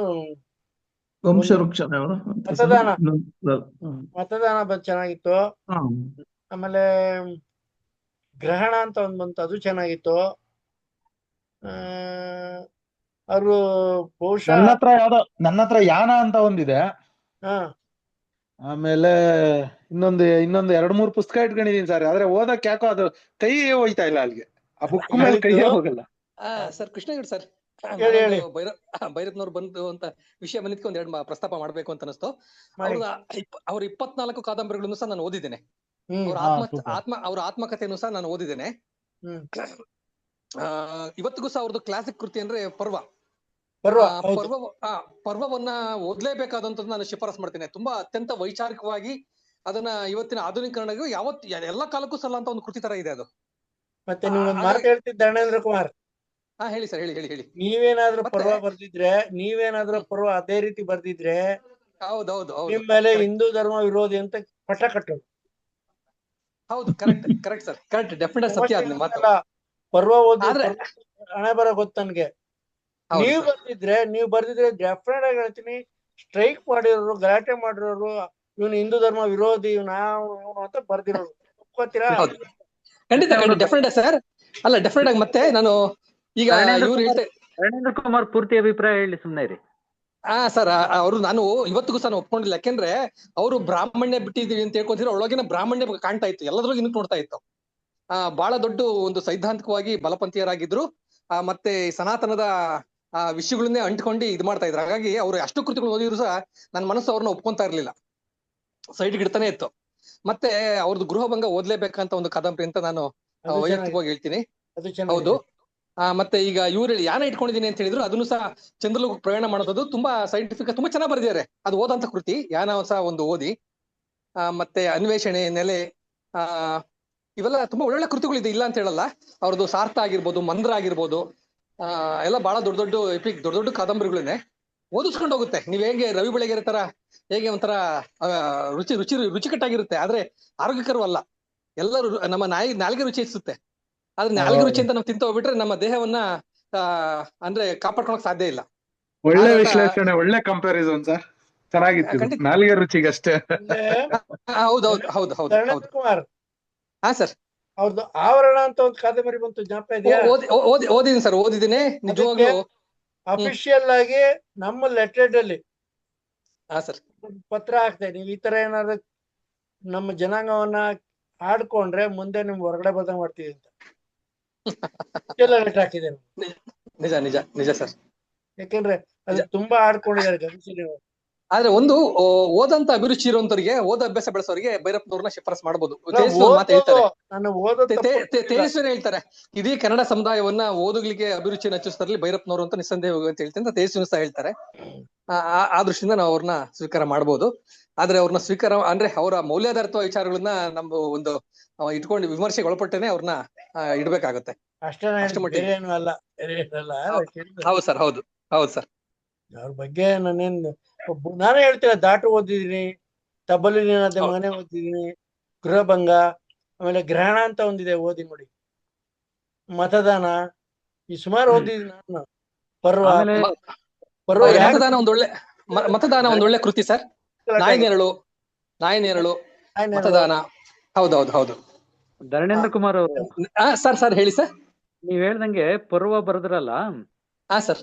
ಆ ಪರ್ವ ಬರ್ದಿದ್ದನ್ನ ಸ್ವಲ್ಪ ಅದ್ರ ಇದನ್ನ ತೊಳ್ಕೊಳಕ್ಕೆ ಇವ್ರ ಹತ್ರ ಎಲ್ಲ ಏನದನ್ನ ಅದನ್ನ ಸ್ವಲ್ಪ ತೊಳ್ಕೊಳ್ಳೋಣ ತರ, ಅಥವಾ ಇವ್ರನ್ನ ಮೆಚ್ಚೋಣ ಅಂತೇಳಿ ಆನಂತರ ಮಾಡಿದ್ದಾರೆ. Correct sir. ನಾನು ಯಾಕೆಂದ್ರೆ ಭೈರಪ್ಪನವ್ರನ್ನ ಸ್ವತಃ 3 ಸರಿ ನಮ್ಮ ಕಾರ್ಕಳ ಸಾಹಿತ್ಯ ಸಂಘಕ್ಕೆ ಬಂದಿದ್ರು ಇಲ್ಲಿಗೆನೆ. ಸ್ವತಃ ಮುಕ್ತವಾಗಿ ನಾವು ಮೂರು ಸರಿ ಭೇಟಿ ಆಗಿದೀವಿ. 2011ರಿಂದ 2017ರೊಳಗೆ 3 ಸರಿ ಬಂದು ಹೋದ್ರು. ಇಲ್ಲಿ ಕಾರ್ಕಳದಲ್ಲಿ ಅವರ ಸಂಖ್ಯೆ ಬಾರಿ ಹೆಚ್ಚಾಗಿದೆ, ಅವ್ರ ಪ್ರೇಮಿಗಳು ಕರ್ಸ್ತಾರೆ. ಯಾಕೆ ಹೇಳ್ತೀನಿ ಅಂತಂದ್ರೆ, ನೀವ್ ಹೇಳಿ ಈ ಉತ್ತರಾಖಂಡ ವಿಶೇಷವಾಗಿ ಹೇಳಿ ಪ್ರಸ್ತಾಪ ಮಾಡ್ಬೇಕು ಅಂತ ಅನಿಸ್ತು ನಾನು. ಅದನ್ನ ಇಲ್ಲಿ ಕಾರ್ಕಳ ಸಾಹಿತ್ಯ ಸಂಘ ಅಂತಿದೆ, ಅದು ಬ್ರಾಹ್ಮಣ ಸಾಹಿತ್ಯ ಸಂಘ ಆಗಿದೆ. ಯಾಕೆ ಹೇಳ್ತೀನಿ ಅಂದ್ರೆ, ಆ ಬುಕ್ಸ್ ಇಟ್ಕೊಂಡು ರಾತ್ರಿ ಎಲ್ಲ ಗೋಳೋ ತತ್ತೆ ಅಂತೆಲ್ಲ ಹೇಳಿದ್ರು.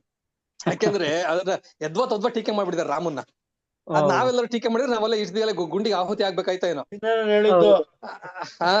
ಆದ್ರೆ ಆಗಿದೆ ಅಂದ್ರೆ ಬಹಳ ದೊಡ್ಡ ನಿಷ್ಠುರವಾಗಿ ಸೀತೆ ಮುಖಾಂತರ ರಾಮನ ವಿಮರ್ಶೆ ಒಳಪಡಿಸಿದ್ದಾರೆ. ರಾಮನ ಆ ನಿಷ್ಠುರತೆ, ಅವನ ಕಠೋರತೆ, ಅವನ ಆ ಕ್ರೂರತನ ಎಲ್ಲದನ್ನು ಸಹ ಕಾಣಿಸ್ತಾ ಹೋಗ್ತಾರೆ. ಹಾಗೆ ಯಾರು ರಾಮನ್ ತುಂಬಾ ಪ್ರೀತಿ ಮಾಡ್ತಾರೆ, ಉತ್ತರಾಖಂಡ ಓದಿದ್ರೆ ಕಣ್ಣೀರ್ ಹಾಕ್ಬಿಡ್ತಾರೆ ಕುತ್ಕೊಂಡು. ಹಾಗೆ ಭೈರಪ್ಪನವರು ಕಾಣಿಸ್ಕೊಂತಾರೆ. ಆದ್ರೆ ಅವ್ರೊಳಗೆ ಬೇರೆ ಇತ್ತು. ಅದು ಹಂಗಂತ ಅವರು ರಾಮನ್ ಇದ್ ಮಾಡ್ತಿದ್ರು ಅಂತಲ್ಲ. ಇದನ್ನೆಲ್ಲ ಯಾಕೆಂದ್ರೆ ಈ ತರ ನೋಡ್ತಾನೆ ಹೋಗ್ಬೇಕು, ಲೇಖಕ ಏನೆಲ್ಲ ಬುದ್ಧಿವಂತಿಕೆ ಉಪಯೋಗಿಸ್ತಾ ಇರ್ತಾನೆ ಬರಿಬೇಕಾರೆ ಅಂತ. ತುಂಬಾ ಕಾಡುವಂತ ಕೃತಿಗಳು ಮಾತ್ರ. ಉತ್ತರಾಖಂಡನು ಸಹ ಒಮ್ಮೆ ಓದಿ ಅಂತ ಹೇಳ್ತೀನಿ. ಯಾಕೆಂದ್ರೆ ನೀವು ಏನ್ ರಾಮಾಯಣವನ್ನು ಓದಿದಿರಿ ಅದು ನಿಮ್ಮನ್ನ ಒಂಥರ ಮೊಗ್ಚಾಕ್ಬಿಡುತ್ತೆ. ನಾವು ಕುವೆಂಪುರವ್ರನ್ನ ಓದ್ಬೇಕು. ಹಾಗೆ ಭೈರಪ್ಪನವ್ರನ್ನು ಸಹ ಉತ್ತರಾಖಂಡ ಅದು ಕಂಪ್ಲೀಟ್ ರಾಮಾಯಣನೇ. ಅದನ್ನ ಓದಿದ್ರೆ ಇನ್ನೊಂದು ಮುಖ ಕಾಣ್ತಾ ಹೋಗುತ್ತೆ ನಮಗೆ ಅಂತ ಹೇಳಲಿಕ್ಕೆ ಇಷ್ಟಪಡ್ತೇನೆ. ಯಾಕಂದ್ರೆ ಅವ್ರನ್ನ ಓದ್ಕೊಂಡ್ರ ಕಾರಣ ನನ್ನ ಪ್ರಭಾವಿಸಿದಂತ ಒಬ್ಬ ಲೇಖಕ ಭೈರಪ್ಪನವರು ಸಹ. ಹಂಗಂತ ಅವ್ರನ್ನ ಒಪ್ಕೊಂಡಿದೀನಿ ಅಂತಲ್ಲ, ಒಬ್ಬ ಪ್ರಭಾವಿಸಿದಂತ ಲೇಖಕ ಅಷ್ಟೇ ಹೇಳ್ಬೇಕು. ಕೆಲವು ಚೆನ್ನಾಗಿದೆ ಧರಣೇಂದ್ರ ಕುಮಾರ್ ಸರ್, ಅದು ಕೆಲವು ಚೆನ್ನಾಗಿದೆ. ಖಂಡಿತ ಸರ್, ನಾನು ಹೇಳ್ತೀನಲ್ಲ. ನಾನು ಹೇಳ್ತಿರೋದು ಅಲ್ಲ, ನಾನು ಯಾಕೆ ಓದಿಸ್ಕೊಂಡು ಅಷ್ಟು ಬುಕ್ಸ್ ಓದಿದ್ದೇನೆ ಯಾಕೆ ಹೇಳಿದೆ ಅಂತಂದ್ರೆ, ನನ್ನನ್ನು ಅಷ್ಟು ಕಾಡುವಂತ ಲೇಖಕ ಒಬ್ಬ. 20 ಅಷ್ಟು ಕಾದಂಬರಿ ಓದ್ಬೇಕು ಅಂತ ತಿಳ್ಕೊಂಡು ಅಷ್ಟು ಸಹ ಓದಿದ್ದೇನೆ ನಾನು. ಇಲ್ಲಿ ನೀವೆಲ್ಲ ಓದುಗ ಸಮುದಾಯ ಕಾರಣ ಹೇಳ್ತಿರೋದು. ನಾನು ಓದಿದ್ದನ್ನು ಡೈರೀಸ್ ಬರೀತೇನೆ. ನಾನು ಯಾವ ಡೇಟಿಗೆ ಯಾವ ಬುಕ್ಸ್ ಓದಿದ್ದೀನಿ ಅಂತ ಪ್ರತಿಯೊಂದು ಸಹ. ಈಗ ನಾನು ಓದ್ತಿರೋದು ಬುಕ್ಸ್ 1123ನೇ ಪುಸ್ತಕವನ್ನ ನಾನು ಈಗ ಪ್ರಸ್ತುತ ಓದ್ತಾ ಇರೋದು. 22 ವರ್ಷದಿಂದ ಓದ್ತಾ ಇದ್ದೀನಿ. ತಿಂಗಳಲ್ಲಿ 4 ಬುಕ್ಸ್ ಓದ್ತೇನೆ. ತಿಂಗಳ 4ರಿಂದ 5 ಬುಕ್ಸ್ ಅಂತ ಇದ್ದೇ ಇರುತ್ತೆ. ಈಗ ಅಷ್ಟು ಬುಕ್ಸ್. ಯಾಕೆ ಅಂದ್ರೆ ಇದರಿಂದ ಒಂದು ನಿಮ್ಗೆ ಒಂದು ಇನ್ಫ್ಲುಯೆನ್ಸ್ ಆಗ್ಬಹುದು ಅನ್ನೋ ದೃಷ್ಟಿಯಿಂದ ನಾನು ವಿಚಾರವನ್ನ ಹಮ್ಮಿಕೊಂಡೆ. ಅತಿಶಯೋಕ್ತಿ ಆಗ್ಬಾರ್ದು, ಆಗಿದ್ರೆ ಕ್ಷಮಿಸಿ. ಧನ್ಯವಾದಗಳು. ಇದು ಇನ್ನೊಂದು ಇದು ಪುಸ್ತಕ ರಾಮಾಯಣ ದರ್ಶನಂ ತಗೊಂಡೆ. ಅದು ಹಳೆಗನ್ನಡ ಸಾಹಿತ್ಯದ ತರ ಐತೆ, ನನಗೆ ಅರ್ಥ ಆಯ್ತಾ ಇಲ್ಲ. ಇದ್ರ ತರ ಏನು ಶ್ಲೋಕಗಳ ಟೈಪ್ ಪ್ಯಾರಾ ಕುವೆಂಪು ಪ್ಯಾರಾ ಅವ್ರ್ದ? ವೈಸ್ ಕುವೆಂಪು ರಕ್ಷಿತ್ ಅವ್ರದ್ದು. ರಕ್ಷಿತ್ ಗೌಡ್ರೆ ಸರ್, ಅದ್ರ ಅರ್ಥ ಆ ರಕ್ಷಿತ್ ಗೌಡ್ರೆ ಅದಕ್ಕೆ ನೀವು ಹಾ ಒಂದು ನಮ್ ಕನ್ನಡ ಸಾಹಿತ್ಯ ಪತ್ತಿನ ಡಿಕ್ಷನರಿ, ಓಕೆ ನಿಮ್ಮ ಹಳೆಗನ್ನಡ ಡಿಕ್ಷನರಿ ಹಾ ಬಹಳ ತಾಳ್ಮೆಯಿಂದ ಓದ್ಬೇಕು ನೀವು. ರಾಮಾಯಣದ ಸುಮ್ಮನೆ ಓದಕ್ಕಾಗಲ್ಲ ನೀವು. ಸರ್ ಇಲ್ಲ, ಯಾರಾದ್ರೂ ತರ್ಜುಮೆ ಮಾಡಿರೋರು ನಡುಗನ್ನಡ ಅಥವಾ ಹೊಸಗನ್ನಡಕ್ಕೆ ಮಾಡಿರೋರು ಇದಾರ ಆ ಇಲ್ಲ ಥರದ ಸರ್, ಪುಸ್ತಕ? ದಯವಿಟ್ಟು ಇದಾರೆ ಅದೇ ಸರ್, ಓದಿ. ಇದಾರೆ ಸರ್ ಇದಾರೆ ಸರ್. ಇದಾರೆ. ರಾಜಶೇಖರ್ ಎಂ ರಾಜಶೇಖರ್ ಅಂತ ಇದಾರೆ ನೋಡಿ, ಎಂ ಕನ್ನಡಕ್ಕೆ ಅನುವಾದ ರಾಜಶೇಖರ್ ಮಾಡಿರೋದು. ಬಹುಶಃ ಹೌದೌದು, ಅವ್ರು ಬಹಳ ಚೆನ್ನಾಗಿದೆ. ಅವ್ರ ಅಳಿಯ ಇರ್ಬೇಕು ಅಲ್ಲ? ಎಂ ರಾಜಶೇಖರ್ ಅಲ್ಲ, ನೀ ರಾಜಶೇಖರ್ ಅಂತ ಹೇಳಿ ನೀನಾ ಸರ್? ಅವ್ರ ಓಕೆ, ಅಳಿಯ. ಶ್ರೀ ರಾಮಾಯಣ ದರ್ಶನಂ ಗದ್ಯಾನುವಾದ ಅಂತ ಹೇಳಿ ಮಾಡಿದ್ದಾರೆ. Yes sir. ಅದು ಬಹಳ ಚೆನ್ನಾಗಿದೆ. ನಮ್ಮ GS ಶಿವರುದ್ರಪ್ಪ ಅವರು ಒಂದು ಮಾಡಿದ್ದಾರೆ. ಓಕೆ ವಚನ ಭಾರತನ ಅದು ಅಲ್ಲ, ವಚನ ರಾಮಾಯಣ. ಕುವೆಂಪು ಅವ್ರದನ್ನ ಅವರು ಒಂದು ಇದನ್ನ ಮಾಡಿದ್ದಾರೆ ಅವರುನು. ಇವರಲ್ಲ ಶಿವರುದ್ರಪ್ಪ ಅಲ್ಲ ಪರ್ಶನಾಥ್, ಇನ್ನು ಇಲ್ಲ ಇವರು ದೇಜಗಾವ್ ಮಾಡಿದಾರೆ ನೋಡಿ. ದೇಜಗೌ ಮಾಡಿದ್ದಾರೆ ಅನ್ಸುತ್ತೆ. ಬಟ್ ನೀವು ಯಾರ್ದು ಚೆನ್ನಾಗಿದೆ ಸರ್? ಯಾರ್ದು ಬೆಸ್ಟ್ ಸರ್? ನೀಟಾಗಿ ಕಥೆ ರೂಪದಲ್ಲಿ ಅರ್ಥ ಮಾಡಿಸುವಂತ ಪುಸ್ತಕ ಯಾರ್ದು? ಅದು ಉಪಯೋಗ ಆಗಲ್ಲ ಸರ್. ಇದು ರಕ್ಷಿತ್ ಗೌಡ್ರೆ ಅದು ಉಪಯೋಗ ಆಗಲ್ಲ. ದಯಮಾಡಿ ಸ್ವಲ್ಪ ಕಷ್ಟಪಟ್ಟಾದ್ರೂ ನೀವು ಒರಿಜಿನಲ್ ರಾಮಾಯಣನ ಓದಿ. ಇಲ್ಲ ಅಷ್ಟು ಓದಕ್ಕಾಗಲ್ಲ. ಆಗಲ್ಲ ಸರ್, ಟ್ರೈ ಮಾಡಿದೆ ಆಯ್ತಾ ಇಲ್ಲ. ಸರ್ ನೀವು ಸ್ವಲ್ಪ ಓದ್ತಾ ಹೋಗಿ, ಅದ್ರೊಳಗೆ ಏನಾಗುತ್ತೆ. ನಿಮಿಷ, ರಾಜಶೇಖರ್ ಅವರು ಬರ್ದಿರೋದನ್ನ ಕುವೆಂಪು ಅವರು ತಿದ್ದಿ ಕೊಟ್ಟಿದ್ದಾರೆ. ಎಲ್ಲ ತಪ್ಪಾಗಿದೆ, ಅದನ್ನ ರಾಜಶೇಖರ್ ಅವ್ರು ಓದ್ಬೋದು ಸರ್. ನಮ್ಮ ಕೃಷ್ಣೇಗೌಡರ ಮನೆ ಹತ್ರನೇ IBH ಪ್ರಕಾಶನ ಇರೋದು, ಅಲ್ಲಿ ಅವ್ರು ಪ್ರಕಟ ಮಾಡಿರೋದು ಇದು ಪುಸ್ತಕ. Okay sir, okay, thank you sir. ತಗೊಂಡ್ಬಿಡ್ತೀನಿ ಅದನ್ನ. ಓಕೆ, ನಿಲ್ಸಣ್ವಾ? ಅದನ್ನ ಓದಿದ್ರು ನೀವು ರಾಜಶೇಖರ್ದನ್ನ ನೀವು ಓದಿದ್ರು ಮತ್ತೊಂದ್ಸರಿ ರಾಮಾಯಣ ದರ್ಶನ ಓದಿ ಸರ್ ನೀವು. ರಕ್ಷಿತ್ ಗೌಡ್ರ ಸ್ವಲ್ಪ ನಿಧಾನಕಾರ. ಪಾರ್ಶ್ವನಾಥ್, ಹಾ, ಮೊನ್ನೆ ಯಾರೋ ಒಂದು ಬುಕ್ ನೋಡಿದೆ ಪಾರ್ಶ್ವನಾಥ್, ಸ್ವಪ್ನದಲ್ಲಿ ತಂದೆ ಅದ್ ಯಾರೋ ಇಸ್ಕೊಂಡ್ಬಿಟ್ರು. ಅದ್ರಲ್ಲಿ ಅರ್ಥಗಳು ಬರ್ದವ್ರು, ಒಂದ್ ಪದಕ್ಕೆ ಅರ್ಥ ಬರ್ದು ಆಮೇಲೆ ವಿಶ್ಲೇಷಣೆ ಬರ್ದಿದ್ದಾರೆ. ಇಷ್ಟು ದಪ್ಪಾದೆ ಬುಕ್ ಅದು. ಅಲ್ಲ, ಈಗ ನಮ್ಮ ಬೇಂದ್ರ ಕೃಷ್ಣಪ್ಪ ಅವರು ಈಗ ಪ್ರಜಾವಾಣಿ ಪ್ರತಿ ಭಾನುವಾರ ನಿಮ್ಗೆ ಕುವೆಂಪು ಅವರ ಇದರಲ್ಲಿ ಬಂದಿರುವಂತ ರಾಮಾಯಣ ದರ್ಶನ ಬಂದಿರುವಂತ ಪದಗಳ ಅರ್ಥವನ್ನ ಸಂದರ್ಭ ಸಹಿತ ಕೊಡ್ತಾ ಇದ್ದಾರೆ. ಅದು ಅವರು ತೀರೋದೆಲ್ಲ ಇದ್ದಿದ್ರೆ ಇಷ್ಟೊತ್ತಿಗೆ ಅದು ಪುಸ್ತಕ ರೂಪದಲ್ಲಿ ಬಂದಿರೋದು. ಬಹುಶಃ ಈಗ ಮೋಸ್ಟ್ಲಿ ಎಷ್ಟು ಮಾಡಿದಾರೋ ಅಷ್ಟು ಸಂಗ್ರಹ ಒಂದು ಪುಸ್ತಕ ರೂಪದಲ್ಲಿ ಬಂದು ಬರುತ್ತೆ. ನಿಮ್ಗೆ ಹೇಳ್ಬಿಡ್ತೀನಿ, ನೀವೇನ್ ಅವ್ರು ಕುವೆಂಪು ಅವ್ರಿಗೆ ಟರ್ನ್ ಮಾಡಿದ್ದೆ ನಾನು ಒಪ್ಪನಾಗಿ ಹೇಳ್ತೀನಿ. ಹೌದಾ ಸರ್? ನಾನು ಒಂದು ಕಾರ್ಯಕ್ರಮಕ್ಕೆ ಹೋಗಿದ್ದೆ ರೀಸೆಂಟ್ ಆಗಿ, ಅವ್ರದ್ದು ಕೃಷ್ಣಪ್ಪ ಅವ್ರದ್ದು. ಅದೇ KSRTC ಅದನ್ನ ಕಂಡಕ್ಟರ್ ಅಲ್ಲಲ್ಲ, ನೀವ್ ಹೇಳ್ತಾ ಇರೋದು ಬೇರೆ. ನೀವ್ ಹೇಳ್ತಾ ಇರೋದು ಹೇಳ್ತಾರ ನಮ್ಮ ಇವ್ರ ಬಗ್ಗೆ, ಶಿವಲಿಂಗಯ್ಯ ಅವ್ರ ಬಗ್ಗೆ ಹೇಳ್ತಾ ಇರ್ಬೋದು ಇವರು. ಇಲ್ಲ, ಕೃಷ್ಣಪ್ಪ ಅಂತಾನೆ ದಪ್ಪಗಿದ್ದಾರೆ. ಶಿವಲಿಂಗಯ್ಯನಾ? Okay sir. ಅವರು ಗುಬ್ಬಚ್ಚಿ ಅನ್ಬೋದು ಕೃಷ್ಣಪ್ಪ ಅವ್ರನ್ನ. ರಕ್ಷಿತ್ ಗೌಡ್ರ, ನೀವು ನೋಡಿದ್ದು ವಾಚನ ಮಾಡಿತ್ತಾನೆ?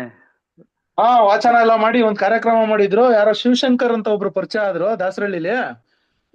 ಕುವೆಂಪು ಅವ್ರ ದೊಡ್ಡ ಅಭಿಮಾನಿ. ಅವ್ರು ನನ್ಗೆ ಫೋಟೋ ಎಲ್ಲ ಕೊಟ್ಟಿ, ಪುಸ್ತಕ ಎಲ್ಲ ಕೊಟ್ಟಿ ಅವತ್ತೊಂದು ಸೆಮಿನಾರ್ ಕರ್ಕೊಂಡು ಹೋಗಿದ್ರು. ಕುವೆಂಪು ಜಯಂತಿನ ಏನೋ ಮಾಡಿದ್ರು ಸಾಹಿತ್ಯ ಪರಿಷತ್ನಲ್ಲಿ. ನಮ್ ಶಿವಲಿಂಗಯ್ಯ ಅವರು KSRTC ನಲ್ಲೂ ಅದೇನೋ ಕಂಡಕ್ಟರ್ ಆಗಿದ್ರು ಅಂತ ಅವರು ಉಚಿತವಾಗಿ ಬಹಳಷ್ಟೆಲ್ಲ ಕೊಟ್ರು ಸರ್ ನಮ್ಗೆಲ್ಲ. ಫೋಟೋ ಎಲ್ಲ ಕೊಟ್ಟಿ, ಪುಸ್ತಕಗಳೆಲ್ಲ ಕೊಟ್ಟಿ, ಮನೆಗೆಲ್ಲ ಕರ್ಕೊಂಡೋಗಿ ಏನೋ ಕೆಲವು ಪುಸ್ತಕಗಳೆಲ್ಲ ಕೊಟ್ಟು ಕಳ್ಸಿದ್ರು ಗಿಫ್ಟ್ ಆಗಿ. ಅವರು ಮತ್ತೆ ಅವ್ರು ಶಿವಶಂಕರ್ ಅನ್ನೋರು ಅವ್ರ ಮನೆ ಕರ್ಕೊಂಡು ಹೋಗಿದ್ರು ನನ್ನ. ಶಿವಲಿಂಗಯ್ಯ ಅವರು ಮಾಡಿದಾರೆ ಪುಸ್ತಕ ಕೃಷ್ಣೇಗೌಡ್ರೆ. ಒಂದ್ ಬುಕ್ ಕುವೆಂಪು ಅವ್ರ ಬಗ್ಗೆ ಮಾಡಿದಾರೆ ಪರ್ಶನಾಥ್. ಹೌದು, ಕುವೆಂಪು ಬಗ್ಗೆ ಮಾಡಿ ಅದನ್ನು ಎಲ್ಲಾ ಕಡೆ ಹಂಚ್ತಾ ಇದ್ರಲ್ಲ ಅವ್ರದ್ದು. ಎಲ್ಲ ಖಾಲಿಯಾಗಿ ಹೋಗಿದ್ದ. ನಾನು ಕೇಳಿದೆ, ಕೊಡಿಬೇಡಿ ನನ್ಗೆ ರೇಟ್ ಕೊಡ್ತೀನಿ ಅಂತ. ಆಗೋಯ್ತು ಕೊಡ್ರಿ, ಇನ್ನೊಂದ್ಸರಿ ಮಾಡಿದಾಗ ಕೊಡ್ತೀನಿ ಅಂದ್ರು. ನಾನು ಹಂಚೇಳ ಅಂದ್ಬಿಟ್ಟು ಕೇಳ್ದೆ ಆಕ್ಚುಲ್ ಆಗಿ. ಆಮೇಲೆ ಹೇಳ್ದೆ, ಪರ್ಮಿಷನ್ ತಗೊಂಡಿದ್ದೀರಾ ಅಂದೆ. ತಗೋಬೇಕಂದ್ರು. ಆಮೇಲೆ ಹಿಡ್ದಾಕ್ತಾರ ನೋಡಿ ಅಂದೆ. ಸುಮ್ಮನೆ ಆಗ್ಬಿಟ್ರು. ಈಗೇನ್ ಆರೋಗ್ಯ ಸುಧಾರಿಸಿದೇನೋ ಗೊತ್ತಿಲ್ಲ. ಮಾತಾಡ್ ತುಂಬಾ ದಿನ ಆಯ್ತು, ನೋಡ್ಬೇಕು. ಸ್ವಲ್ಪ ಆರೋಗ್ಯ ಸರಿ ಇರ್ಲಿಲ್ಲ. ಅದೇ ಹೇಳಿದ್ದು. ಹಂಗು ಮನೆಯಿಂದ ಯೂಟ್ಯೂಬ್ ಬನ್ನಿ ಅಂತ ಹೇಳ್ದೆ. ಇದಕ್ಕೆ ಒಂದ್ಸರಿ ಫೋನ್ ಮಾಡಿ ನೋಡ್ತೀನಿ, ಮನೆ ಹತ್ರ ಹೋಗಿ ಹೇಳ್ಬಿಟ್ಟು ಬರ್ತೀನಿ. ಅವ್ರಿಗೆ ಇದರಲ್ಲಿ ಸ್ವಲ್ಪ ಅವ್ರಿಗೆ ಇದ್ರಲ್ಲಿ ಹೆಂಗೆ ಇದ್ ಮಾಡೋದು ಅಂತ ಹೇಳಿ ಗೊತ್ತಾಗ್ದಲೆ ಅವರು ಒಂದ್ ಹೌದದೇ 2-3 ಸತಿ ಇದ್ ಮಾಡ್ಕೊಂಡ್ರು. ಏನ್ ಮಾಡಕ್ಕಾಗಲ್ಲ. ಹ್ಮ್ ನೋಡ್ತೀನಿ, ಪ್ರಯತ್ನ ಪಡ್ತೀನಿ. ಹ್ಮ್ ಹ್ಮ್ ಹ್ಮ್ ಮನೇಲೆ ಇದ್ರೆ ಒಂದಿನ ಹೋಗಿ ಹೇಗ್ ಮಾಡ್ಬೇಕು ಅಂತ ಹೇಳ್ಕೊಟ್ಟು ಬರ್ತೀನಿ. ಹ್ಮ್ ಏನಾದ್ರು ಬಂದ್ರೆ ನೋಡೋಣ. ಅದು ನೀವು ಒಳ್ಳೆ ಹೋಗೋ ದಿನ ಹೇಳಿ ಸರ್, ಅಂತವ್ರನ್ನೆಲ್ಲ ಭೇಟಿ ಮಾಡಕ್ ಹೋದಾಗ ನಮ್ಗೆ ಹಳೆ ತಲೆಮಾರುಗಳನ್ನ ಹೊಸ ತಲೆಮಾರು ಜೊತೆ ಒಂದು ಕೊಂಡಿ ಹಾಕ್ಸಿ ಸರ್. ಮುಂದಿನ ತಲೆಮಾರಿಗೆ ನಾನು ಹೇಳ್ಕೊಳಕ್ ಆಗುತ್ತೆ. ನಿಮ್ ತರ ಯಾವ್ದಾದ್ರು ಒಂದು ಕಾರ್ಯಕ್ರಮ ಮಾಡೋವಾಗ ಕೃಷ್ಣೇಗೌಡ್ರು ಅಂತ ನನ್ನನ್ನೆಲ್ಲ ಕರ್ಕೊಂಡೋಗಿ, ಈಗ ನಮ್ಗೆಲ್ಲ ಯಾರು ಗೊತ್ತೇ ಇಲ್ವಲ್ಲ ಸರ್, ಪರಿಚಯನೇ ಮಾಡಿಸ್ತಾ ಇಲ್ಲ. ಖಂಡಿತ ಖಂಡಿತ ಮಾಡ್ಸೋಣ. ಖಂಡಿತ. ಯಾಕೆಂದ್ರೆ ನಾವ್ ಹೆಂಗೆ ನಮ್ಮ ಇವ್ರು ನೋಡಿ, ಸಿದ್ದಿಂಗನರು ಕ್ಲೋಸ್ ಆಗಿ ಅವರು ಕೂಡ ಜುಮಾಪ ಬರ್ತಾ ಇದ್ರು, ಕಳ್ಕೊಂಡ್ವಿ ಬಿಡಿ. ಅದೊಂದು ಜೀವನ. ಸರಿ, ಮುಗಿಸೋಣವಾ? 9 ಕಾಲ ಹಾ ಆಯ್ತು. ಮುಗ್ಸೋಣ. ನೋಡಿ, ಇವತ್ತು ಕನ್ನಡ ರಾಜ್ಯೋತ್ಸವ ಯಾರು ಬರಲ್ಲ ಅನ್ಕೊಂಡಿದ್ದೆ, ಆದ್ರೂ ಕೂಡ ಈಗ 10 ಜನ ಇದ್ದೀರಾ, 11 ಜನ ಇದ್ದೀರಾ. ಮಧ್ಯೆ ಬಂದೋದವ್ರು ಸೇರಿಸ್ಕೊಂಡು ಒಂದು 20 ಆಗ್ತೀವಿ. ಇರ್ಲಿ, ಇಲ್ಲಿ ಫೇಸ್ಬುಕ್ ಅಲ್ಲಿ ಕೂಡ ಲೈವ್ ಹೋಗ್ತಾ ಇದೆ, ಸುಮಾರು ಜನ ಅಲ್ಲೂ ಗಮನಿಸ್ತಾ ಇದ್ದಾರೆ. ಸೊ ಜನಕ್ಕೆ ಐತೆ. ಮತ್ತು 15ನೇ ತಾರೀಕು ದಯವಿಟ್ಟು ತಿಳ್ಕೊಳ್ಳಿ, 15ನೇ ತಾರೀಕು ಲಲಿತಾ ಸಾಹಿತ್ಯ ವೇದಿಕೆ ಕಡೆಯಿಂದ ಒಂದು ಕಾರ್ಯಕ್ರಮ ಇದೆ, 5ನೇ ವರ್ಷದ ಕಾರ್ಯಕ್ರಮ. ಕನ್ನಡ ಸಾಹಿತ್ಯ ಪರಿಷತ್ತು ಕುವೆಂಪು ಸಭಾಂಗಣದಲ್ಲಿ. ಬಹುಶಃ ಅವತ್ತು ಕಾರ್ಯಕ್ರಮ ಇಟ್ಕೊಬೇಕಾ ಬೇಡವಾ ಪಾರ್ಶ್ವನಾಥ್? ಯಾಕೆ? ಅಲ್ಲ, ನಮ್ದು ಕಾರ್ಯಕ್ರಮ ಇದೆಯಲ್ಲ, ಇದು ಝೂಮ್ ಆಪ್ ಅವತ್ತು ಬೇಡ ಬಿಡಿ, ಅವತ್ತು 22ಕ್ಕೆ ಇಟ್ಕೊಳ್ಳೋಣ. 22ಕ್ಕೆ ಇಟ್ಕೊಳ್ಳೋಣ. ದಯವಿಟ್ಟು ಬೆಂಗಳೂರಿನಲ್ಲಿರೋರು ಕಾರ್ಯಕ್ರಮಕ್ಕೆ ದಯಮಾಡಿ ಬನ್ನಿ. ಬೆಳಿಗ್ಗೆ 10:00ವರೆಗೆ ಕಾರ್ಯಕ್ರಮ. 10:00ವರೆಗೆ ಕಾರ್ಯಕ್ರಮ, ಲಲಿತಾ ಸಾಹಿತ್ಯ ವೇದಿಕೆ ಕಾರ್ಯಕ್ರಮ, 5ನೇ ವರ್ಷದ್ದು, ಕುವೆಂಪು ಸಭಾಂಗಣ, ಕನ್ನಡ ಸಾಹಿತ್ಯ ಪರಿಷತ್ತು, ಚಾಮರಾಜಪೇಟೆ. ಎಲ್ರಿಗೂ ಸ್ವಾಗತವನ್ನ ಬಯಸ್ತಾ ಇದ್ದೀನಿ. ಹೇಳಿ ರಕ್ಷಿತ್. ಸರಿ ಸರ್, ಆಯ್ತು ಸರ್. ಅದೇ ನೀವ್ ಹೆಂಗಿದ್ರು ಒಂದು ಇನ್ವಿಟೇಷನ್ ಕಳಿಸ್ತಿರಲ್ಲ ಸರ್, ಖಂಡಿತ ಕಳಿಸ್ತೀನಿ. ಯಾಕೆಂದ್ರೆ ಅದು ಲಲಿತಾ ಅನ್ನೋದು ನಮ್ಮ ಮನೆಯವ್ರ ಹೆಸರು. ಅದೆಲ್ಲ ಹುಟ್ಟಾಕಿರುವಂತ ಒಂದು ಸಂಘಟನೆ. ಅದಕ್ಕೆ ಅಧ್ಯಕ್ಷರು ನಮ್ಮ ಪಾರ್ಶ್ವನಾಥೆ. ಅದನ್ನ 5 ವರ್ಷದಿಂದ ಮಾಡ್ಕೊಂಡ್ ಬರ್ತಾ ಇದ್ವಿ. ದಯವಿಟ್ಟು ಅದ್ ಬನ್ನಿ ಅಂತ ಕೇಳ್ಕೊತಾನೆ. ಎಲ್ರಿಗೂ ನಮಸ್ಕಾರ. ಮುಂದಿನ ಕಾರ್ಯಕ್ರಮ 22 ತಾನೇ ಬರೋದು. ಮುಂದಿನ ಕಾರ್ಯಕ್ರಮ 22 1, 8, 15, 22. ಓಕೆ, 22ನೇ ತಾರೀಕು ಭೇಟಿ ಆಗೋಣ. ನಮಸ್ಕಾರ. ಎಲ್ರಿಗೂ ನಮಸ್ಕಾರ. ನಮಸ್ಕಾರ.